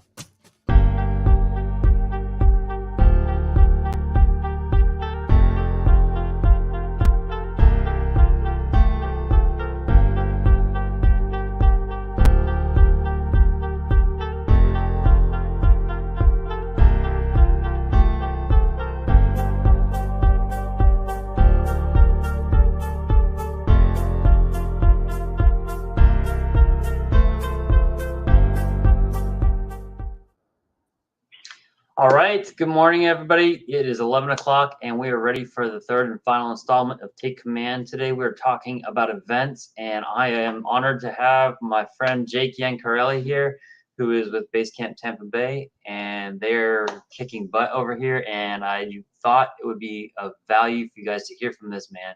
He is an instructor with FES, and he has been around the region for quite a while doing circle prospecting and some other things, but they do events and they do them at a very high level. So I thought he would be perfect to come on and talk to you guys. Jake, welcome. Cool. Hey, thank you so much, Ryan. How's my audio coming through? Sounds perfect. You're great. Beautiful. Love my beats. Hey, y'all. Jake Yancarelli, Basecamp Tampa Bay and Keller Williams Realty. I'm here in Tampa Bay region, and we get the pleasure of having to prep for hurricane today. So I'm at my home office, kicking it over here. And I love talking about events because that is absolutely what I should be doing for my behavioral style. You know, I put my business, I started in 2013. I started my business doing door knocking, open houses, calling for sale by owners and expired. I still love those things. And yet in 2019, my coach told me that I had to stop calling for sale by owners. And I was like, well, how am I going to get any business? And she says, don't worry, Jake, I got you. And thank you, Nicole Zuber, my MAPS coach, for that. She said, you're going to do a client event and you're going to invite all your clients. And I said, well, how am I going to pay for that? She said, don't worry about it. Just, you're going to do it. And that really has kicked off my whole events thing. Now we have pretty much an events-based business. We do a lot of different types of events in our world. And I'm going to share with you some of that stuff today. I'm going to share my screen here, do the present. Hey, Jake, you know what we should have started off with? You remember a couple of years ago when you did that Cantori's thing over in Dunedin? Yeah. That would have been great. Yeah, no, it's so funny because if we were talking about database touches, we do videos. That's part of what we do is the video. I got a couple of videos from the events that we do, but the hurricane preparedness video is pretty funny too. I might pull that out if we have some time. I'll pop that up on the screen. It's on my YouTube page, so you could always find it. And yet, I got a few of the videos we've done for the events. I think you're gonna like them. All right, I'm gonna share my screen here. Let's see if. All right, let's share screen. And that one right there. All right, hang on a second. Nope, this one right here. Perfect. All right. I think that screen share worked, yeah? Yep, you got it. All right, cool. So, yep, again, I'm Jake Incarelli, Keller Williams Realty here, Base Camp, Tampa Bay. A bit about me, I've been in real estate 10 years. Overall, we've sold, this is and counting, right? I didn't do the math yet, but we're about 300, between 335 and 350 homes sold in my tenure with Keller Williams. We average about 45 to 50 deals a year. It's me and usually one other agent and then an operations team. I am also Jake, a Keller. can you zoom in on that? Yeah, I am also a Keller Williams University instructor. I've taken Bold, the coaching program, 19 times. I'm a slow learner. No. I just love it so much. And yet, here's the thing. Again, the idea with the client events is what we're going to talk about today is some of the events that we do. I'm going to talk about implementation of our events, the different types of events that we do. So we do client parties. We do what's called coattail events. We're going to talk about individual events. That's like per client event. And then we do giveaways. We're also going to talk a little bit about sponsorship, of how to cash flow these events, and our Lion King and Jurassic World videos that we shot for those events. And Ryan, I'm going to, is there a way for me to put this like in a chat? I can share the link to this or the document. This is a live document. Can I do that?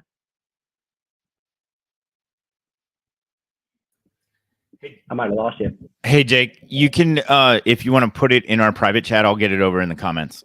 Perfect. I'm going to dump that right in there now. Maybe that worked. All right, I'll figure it out. I'm going to put it in there. So I've got this document, and let's see if it does. I don't know if it's doing that or not. Let me know if it doesn't. If not, I'll send it to you. So I'll give everyone a copy of this as well. It's got some live link here. The first thing really was that I wanted to talk about was the way I went to these events and why I went to events. The biggest piece for me was that it was, again, like, don't get me wrong, calling for sale by owners expired, circle prospecting, which is basically just dialing around a neighborhood for your buyers and sellers and door knocking. Those are all great. Yet I'm a high I, high S behavioral style. I just want to take care of people and I want to party. And so once we started getting into events, it really changed our business. The year we transitioned from primarily cold calling, so to speak, into events, our business went up 35%, and it has sustained pretty good growth for us over time. And I felt good about myself, as well as they were just a lot of fun. It was fun for me to call my database and just invite them to a party. And that for me was the biggest game changer, because now it wasn't like I wasn't doing something to people, I was doing something for people, and which was pretty cool. So let's kind of dive into this and talk about these events. So, and I'm going to share on my screen our client event schedule tracker. So let me do that now here. Let me share that one with you. All right, so here is our event schedule. Now this is going to be a link in this PDF that you're going to be able to download, and you're going to be able to take this and make a copy of it off my Google Drive and then use it for yourself. So just take this thing, you know, I've heard many coaches say it's R&D, rip off and duplicate. I didn't make any of this stuff up. I've just kind of built on the foundation and then added some creativity to it, as you'll see. So this tracker is super simple. An operations team member of mine created this a few years ago. And really, it's just a way to stay organized with your event. Here's the cool thing. You can put all your stuff in here, get everything in here as far as the event, when, where, the goal, if you've, how many people you invited, RSVP'd, attended. Do you have a speaker there? Is there any entertainment, food, beverage, photography, giveaways? All that stuff you can track right here to keep your life organized, because, I mean, I'm a realtor, not necessarily an event planner. So this really helped me stay in check with that. The other thing of it is we partner all of our events with a charity. That was a big piece for us in really staying true to our core of who it is that we want to, you know, connect with. And so pretty much every event we've got a charity. We rotate through about a handful of charities. One of the big ones we do is Dunning & Cares, a Dunning food pantry. We're looking for every opportunity to help them continue their cause of having choice-based options for food pantry in the area. depending on the event, we sometimes match those events with a giveaway depending on what that is. So make sure you have a charity in with your event. I think it's all, I mean, it's good PR. It's also just great for your soul to make sure that you have that.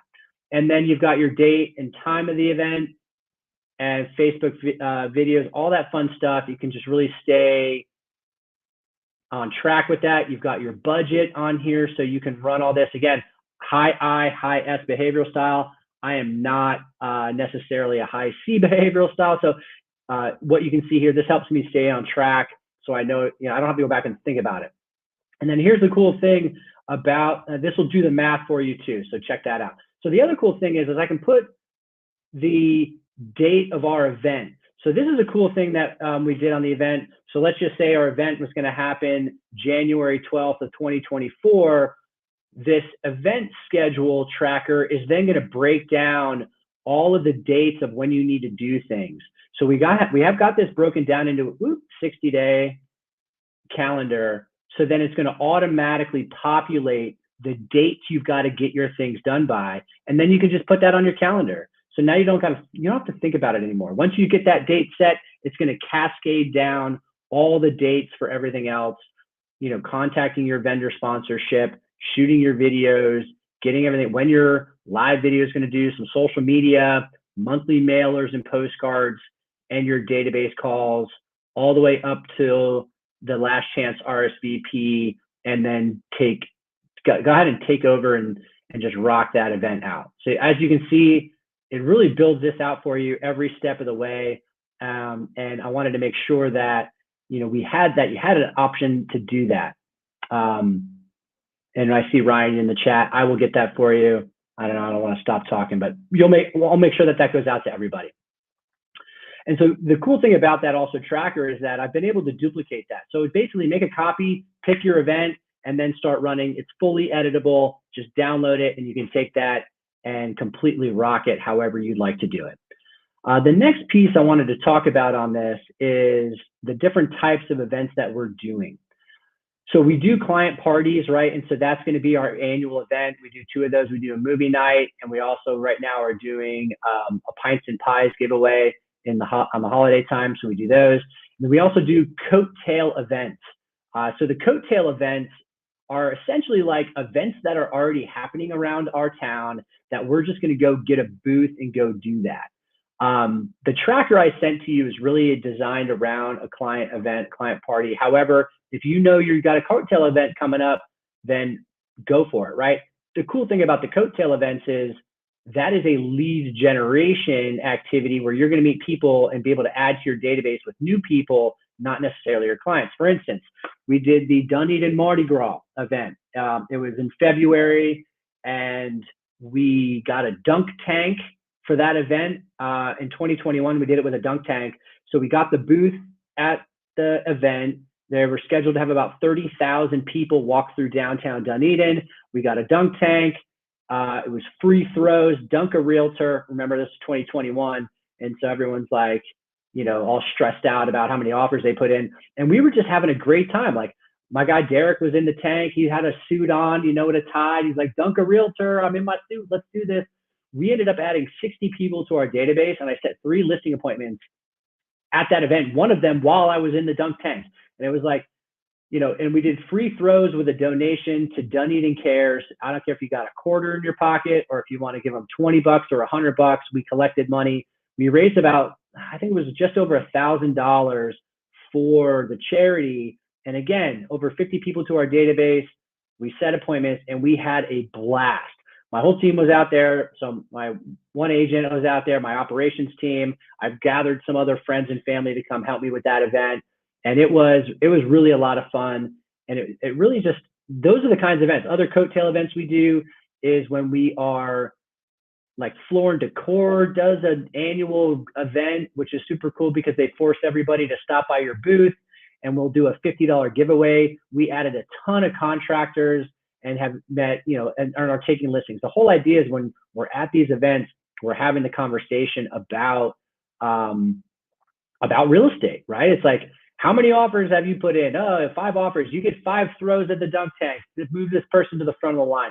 It's all about how we can position this to be able to really, position ourselves and shoot some social media to do the fun things that we want to do as pro behavioral style. The next piece is we do giveaways. Well, actually, let me talk about the individual events next. So individual events, we do use that tracker for that. So I've got some VIP clients where we've sold their houses, and we've done open houses where we have a food truck and we've got a band and maybe a keg of beer, right? Depending on who your people are and what your broker will allow. And then it's all about how we can do some personal events for our clients to really have that one high value touch that is going to solidify us in every referral that they have moving forward. We've thrown several client parties after the purchase, which is super cool. And oftentimes the lender who did the deal will throw down and help with some of that. And then we also, again, we like to do, anytime we can have a reason to talk about a party, we're going to throw an event on it. So then the last one really is our giveaways. And I'm looking at my numbers for the giveaway. So we've done three giveaways this year. We did a giveaway, let's see, what did we do? Mother's Day, a giveaway, $100 giveaway. We did Pizza Palooza, which was around the Final Four, where we gave away pizza parties. And then we did a date night giveaway. $100, and actually the pizza party giveaway, and again, these are all just in the vein of client parties. This is all giving us reason to talk to our database besides saying, who do you know, who do you know, who do you know? Because the moment you call your person in the database, the thing they're probably not going to need to do if you're calling everyone in your database is sell at that very moment, but they will in the future. They're going to hear people, so you got to remind them. So the giveaway was a great way of doing that. They would go on, they would register for the giveaway. It was a Google form. They filled out their name, phone number, email, address, and they answered one question, and that was, who do you know, or do you yourself have a real estate need in 2023? Yes or no? So here's our number. So we did the date night giveaway. We had 117 people register for the date night giveaway. 41 people answered yes, that they knew someone who's going to buy or sell real estate. 41 leads from our database, from that one. And it was basically fill it out. It came out as a text message. It came out as an email. Join our date night giveaway. We did Pizza Palooza. We had 101 people register to win a pizza party. 47 people said yes, that they knew someone who was going to buy or sell real estate. When we did the Mother's Day giveaway, we had 110 people register to win $100. 41 of those people said yes, that they were going to run, that they knew somebody or they themselves had a real estate need. So, I mean, think about that. Those three events, they cost us $200, and we've got 40, 80, 88, 129 leads from our database. And leads from our database convert at a higher level than a for sale by owner or expired leads ever had in the past. Like if you get a lead from your database, the conversion rate on that is way higher than anything that we've done in the past. Plus the expense on that was so low. It was just such a great idea. And we would shoot a video on the day of the giveaway where we would stand around and draw the name out of the hat. And the way we did it on our team was each agent would get $100 to give away to their database as long as they could get 25 people to register. And then it truly turned into just an amazing way of finding out what's going on with our people, right? That event. And we would call them and we would say, hey, I saw that you registered for our date night giveaway. I'm sure you're excited to go spend that money on a beautiful date night for you and your person. And I saw here that you mentioned that you knew someone who's thinking about buying or selling real estate. Would that by chance be you? And interestingly enough, people be like, well, actually, yeah, we're thinking about buying a house or we're thinking about selling a house. Or be like, no, my neighbor, or no, whoever it was. And yet that follow-up call was warm. It was just like, hey, who was it that you said you know?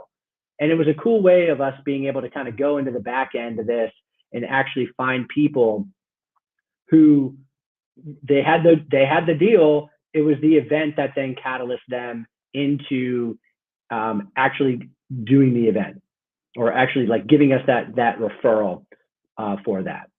All right, so let's go back to our sheet here. So we're just tracking along. I'll zoom out a little bit. Okay, or zoom in here. So again, we're talking about events, right? So we talked about the client and parties. We talked about some coattail events. You got the Google sheet here that everyone will have that you can just download that, the individual events, giveaways, and now sponsorship, cash flow of the event.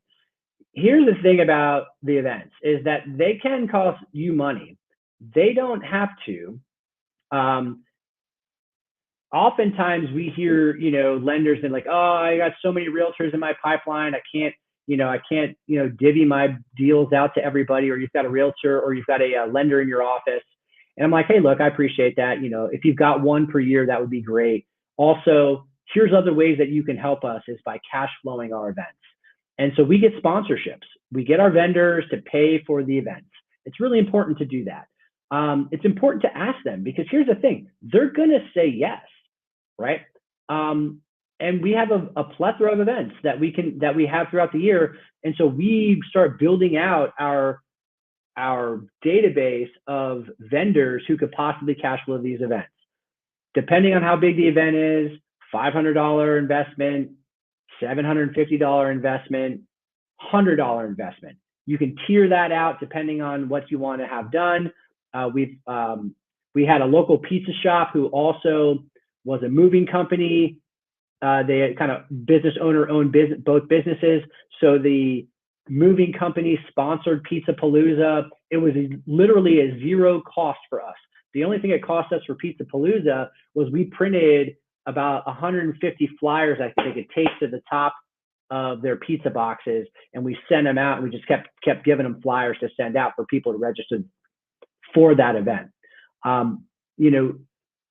If you don't ask, you won't get, and really just get the event scheduled and get that thing going, and the vendors will come. Even if it's a $50 or $100 sponsorship, anything to do to not have it hit your P&L is going to help you in the long run. I mean, that's how we stay profitable in our business, is we make sure that our events are cash flowing. So then the last piece I really wanted to talk about here with this was some of the videos we do. So we do the promo video. So if you recall, you saw where we shoot these promo videos from that sheet. And so what I'm going to do now is I'm going to pull one of those up. Let's go to the link here. I'm going to pause this minute.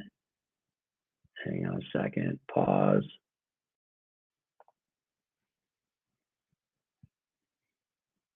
All right, I'm getting the beach ball here. Hang on a second while my technology pulls it up, and I'll share my screen.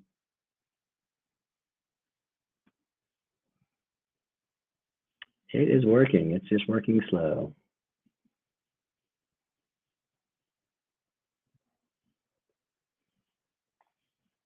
All right. Pause. Okay, here, I'm going to share my screen. So this is an event we did. It was this was a movie night event that we did. This was our first movie night, and it was, I don't know, what was that, 2019? The Lion King movie. So the Lion King movie was our movie night event.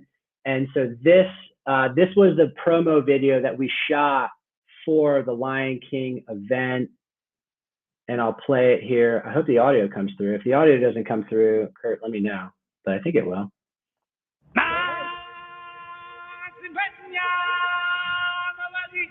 That's my daughter.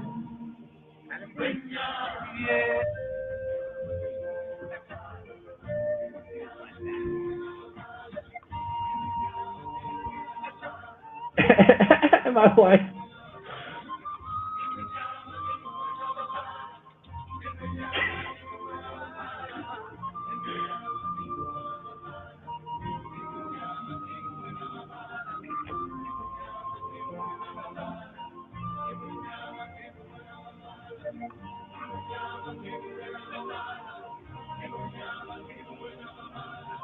I'm not sure if there's any copyright infringements on this. There probably is.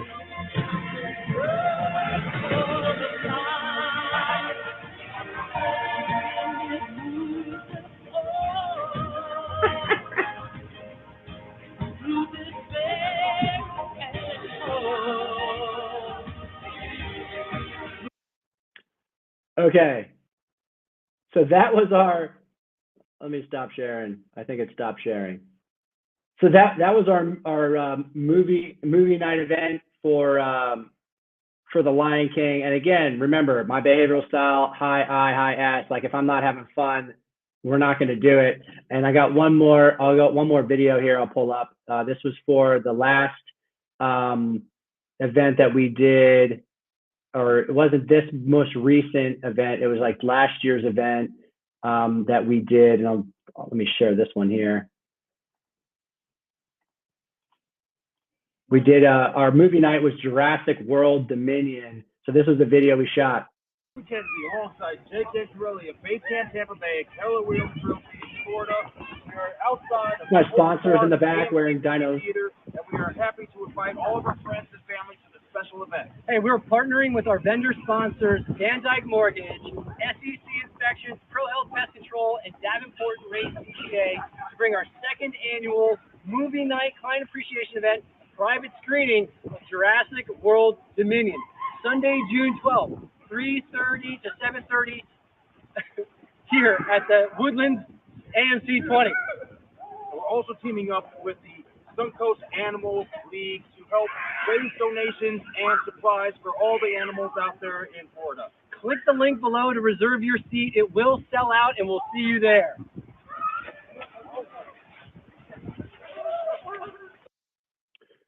All right. So as you can see, we're pretty ridiculous on our team. Again, it's all about having fun and what we can do to just give back to the people, give back to our clients, and make real estate fun. Make real estate fun. That's all it's about.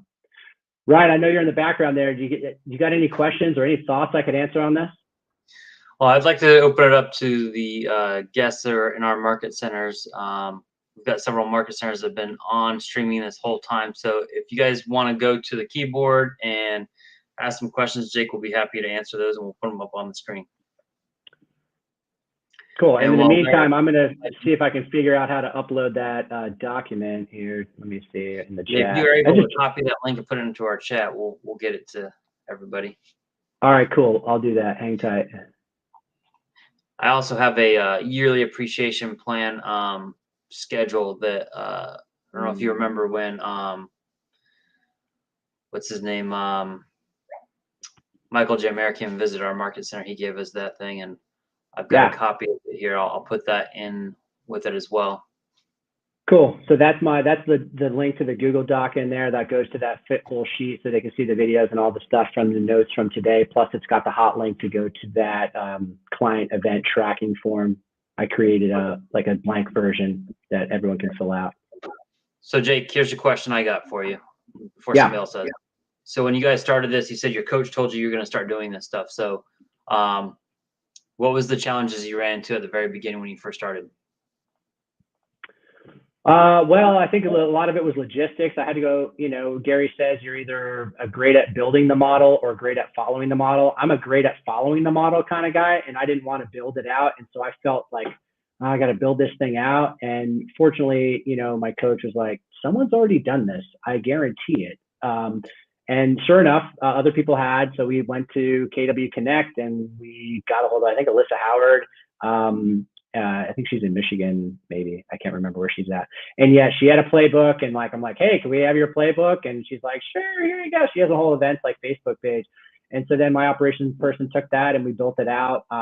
I was concerned about the cost. Well, I would say my wife Annie was concerned. She's the red light and manages the expenses. I'm like, let's just do it. She's like, what about the cost? And so I was definitely concerned there. And really, it turns out the cost is super small compared to what else you could spend your money on in lead generation. I mean, $100 giveaway, that's a gift card for like how many leads? Ridiculous, right? Even our big events, like the movie night is one of the bigger events.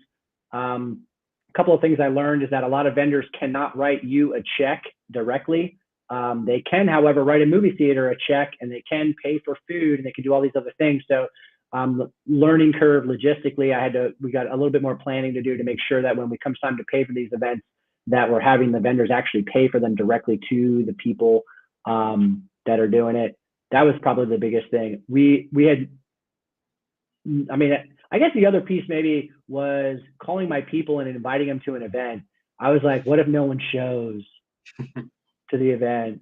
I'm like, we better get the smallest movie theater in Pinellas County. I don't care if it holds 20 seats, but we're going to pack the house. I don't want this 100-seat movie theater with 10 people in there. That would be a blow to my ego. But yeah, I was getting people there, and I had to kind of just put that aside and say, it doesn't matter who shows up or who doesn't show up. It's all about the touch. It's about making the contact. It's about giving back to the people, letting them know what you're doing, letting them know you're here, and just having a cool conversation. Besides, if they start calling you and say, Jake, I know I don't want to sell my house. Why do you keep calling me? And I'm sending the wrong message to people. That's my thought. Yeah. Yeah, it's good. So if you got those, you went and joined that Facebook page, found that person that gave you the plan that was already there. When did you get somebody to implement that, or did you start implementing that? I got someone to implement it, and I oversaw that. And one of the things I heard Diana Kokoska say one time is, when it comes to these things, it's like 10, 80, 10. You're super involved in the top first 10% of the activities of what's happening, and then the other person or people is going to do the 80%, and then you're going to follow up in the last 10% to make sure that it's actually happening. And so that's kind of how I did it. I've got an operations person on my team. If you yourself are the operations person, hopefully this tool will make it easy for you to then get in there and actually to do it yourself. Okay. So if I'm somebody right now listening to this, because hopefully I at least see probably 8 market centers right here that are watching right now, and they're hopefully have their market center tech trainers there with them, and they're going to turn around and go try to implement some of what you talked about today. What do you feel they should take? What are 3 takeaways they should take and try to implement right now? Well, I mean, first of all, choose an event and pick it sometime out in the future. Just pick the event, number one. And it really doesn't matter what it is. Just choose it, number one. And then number 2 is going to be call your database and then just invite them to the event. Like, that's literally all there is to it. Don't put too much thought into like how it's going to happen, because right in the very beginning, like, have the vision of what you want to do, have it far enough down the road. Like, we're calling people for our November Pints and Pies right now, right? That's our next event. It's like, oh, by the way, we're doing Pints and Pies. It's going to be at a brewery in Dunedin. We're giving everyone a pie for the holiday. Who else do you know that's thinking about real estate that might want to come to our Pints and Pies event? Right. So that would be first. So choose the event.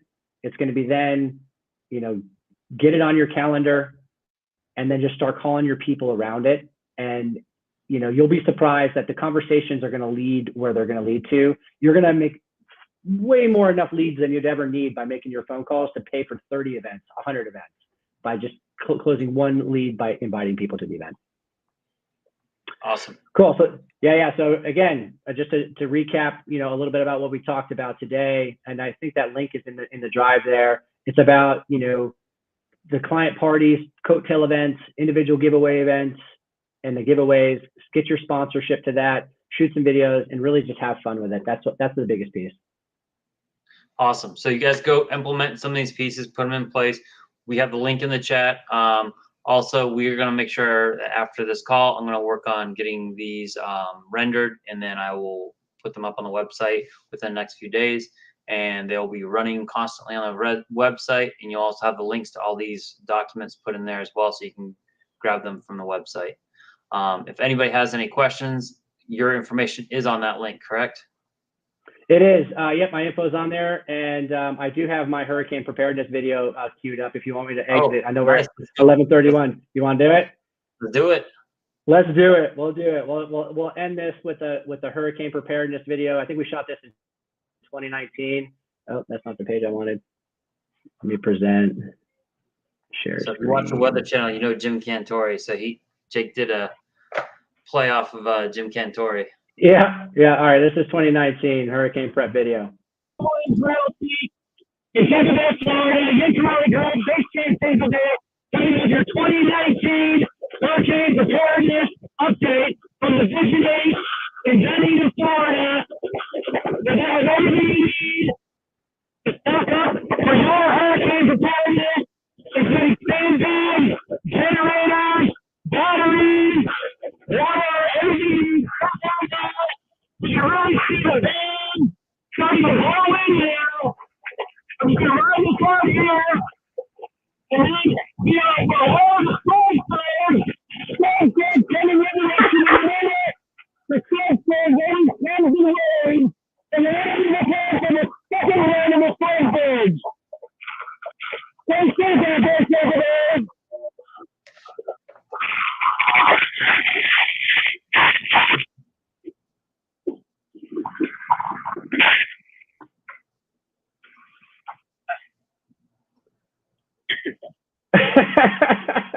That was great. I'm sure Ace loved it too. I'll tell you, good times. Yes, thank you, Jake. I really appreciate you coming on, man. Hey, it's my pleasure. Anytime, Ryan. Appreciate you. Be safe, and the rest of you guys go out there and again start implementing some of the stuff. We've given you a lot to implement. I've given you tags. I've given you some plans out there that they've got. He's even got a spreadsheet. So take that spreadsheet and use it to implement these events. Start small. That's what we heard from Sarah Rada. Start small, and also from Maria. Start small and then grow from there. What do you think about getting together with other agents in the market center, kind of doing a joint event? I think it's a great idea. I mean, if I was to get with Jake and we were scared to do this, then maybe we could combine forces and it wouldn't make it feel so small. And then when you do your pictures of your event, it also makes it look like it's a bigger event because you got more people there. Even if they're not your people, it doesn't look like that in your video, right? Yeah, no doubt. I mean, that's the key part of it is, especially, if you're a newer agent or maybe you're a single agent and you don't have a massive database, like partner with another agent or two and just tag team it. That way you can divide and conquer for sure. Yeah, share the cost or share the vendors and the cost. Yeah, exactly. All right, guys. Hopefully that helped you guys this month. We will be back again next month, and next month we're going to be talking about social media. So come back and learn all the social media secrets and the playbooks from KW as we jump into September. September is already upon us, and then we're going to follow up in October, and we're going to be talking about seminars, and we're also going to talk some mortgage hacks, and we've got a good lineup set for you for that one. So stay tuned, and you can also find this at kwsouthfloridaregion.com/video to find all the videos, and if you do /calendar, you'll find our calendar of events that you can go to and see when the other classes are. It's always going to be the last Tuesday of the month, March through October. We do not do this event in November or December due to the fact that we have the holidays that time of year. So what we do is we'll be doing Tech to Halls December 6th, which will make up for November and December. And then we take a little bit of a break and come back to you again next March. So be on the lookout for our Take Command of September. Again, that's going to be social media. So if you want to see how to increase your social media presence or to get leads from social media, we're going to have some great guests for you then. So be on the lookout for that calendar. Hi, Brett. Hey, you kind of just glossed over it, but we've got an awesome Tech the Halls this year, don't we?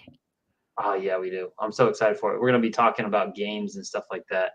We're going to be having some amazing speakers. If you haven't watched the last two Tech the Halls that we've done, you need to go back and look and go watch the videos we've got on our website. We got Tech the Halls on there.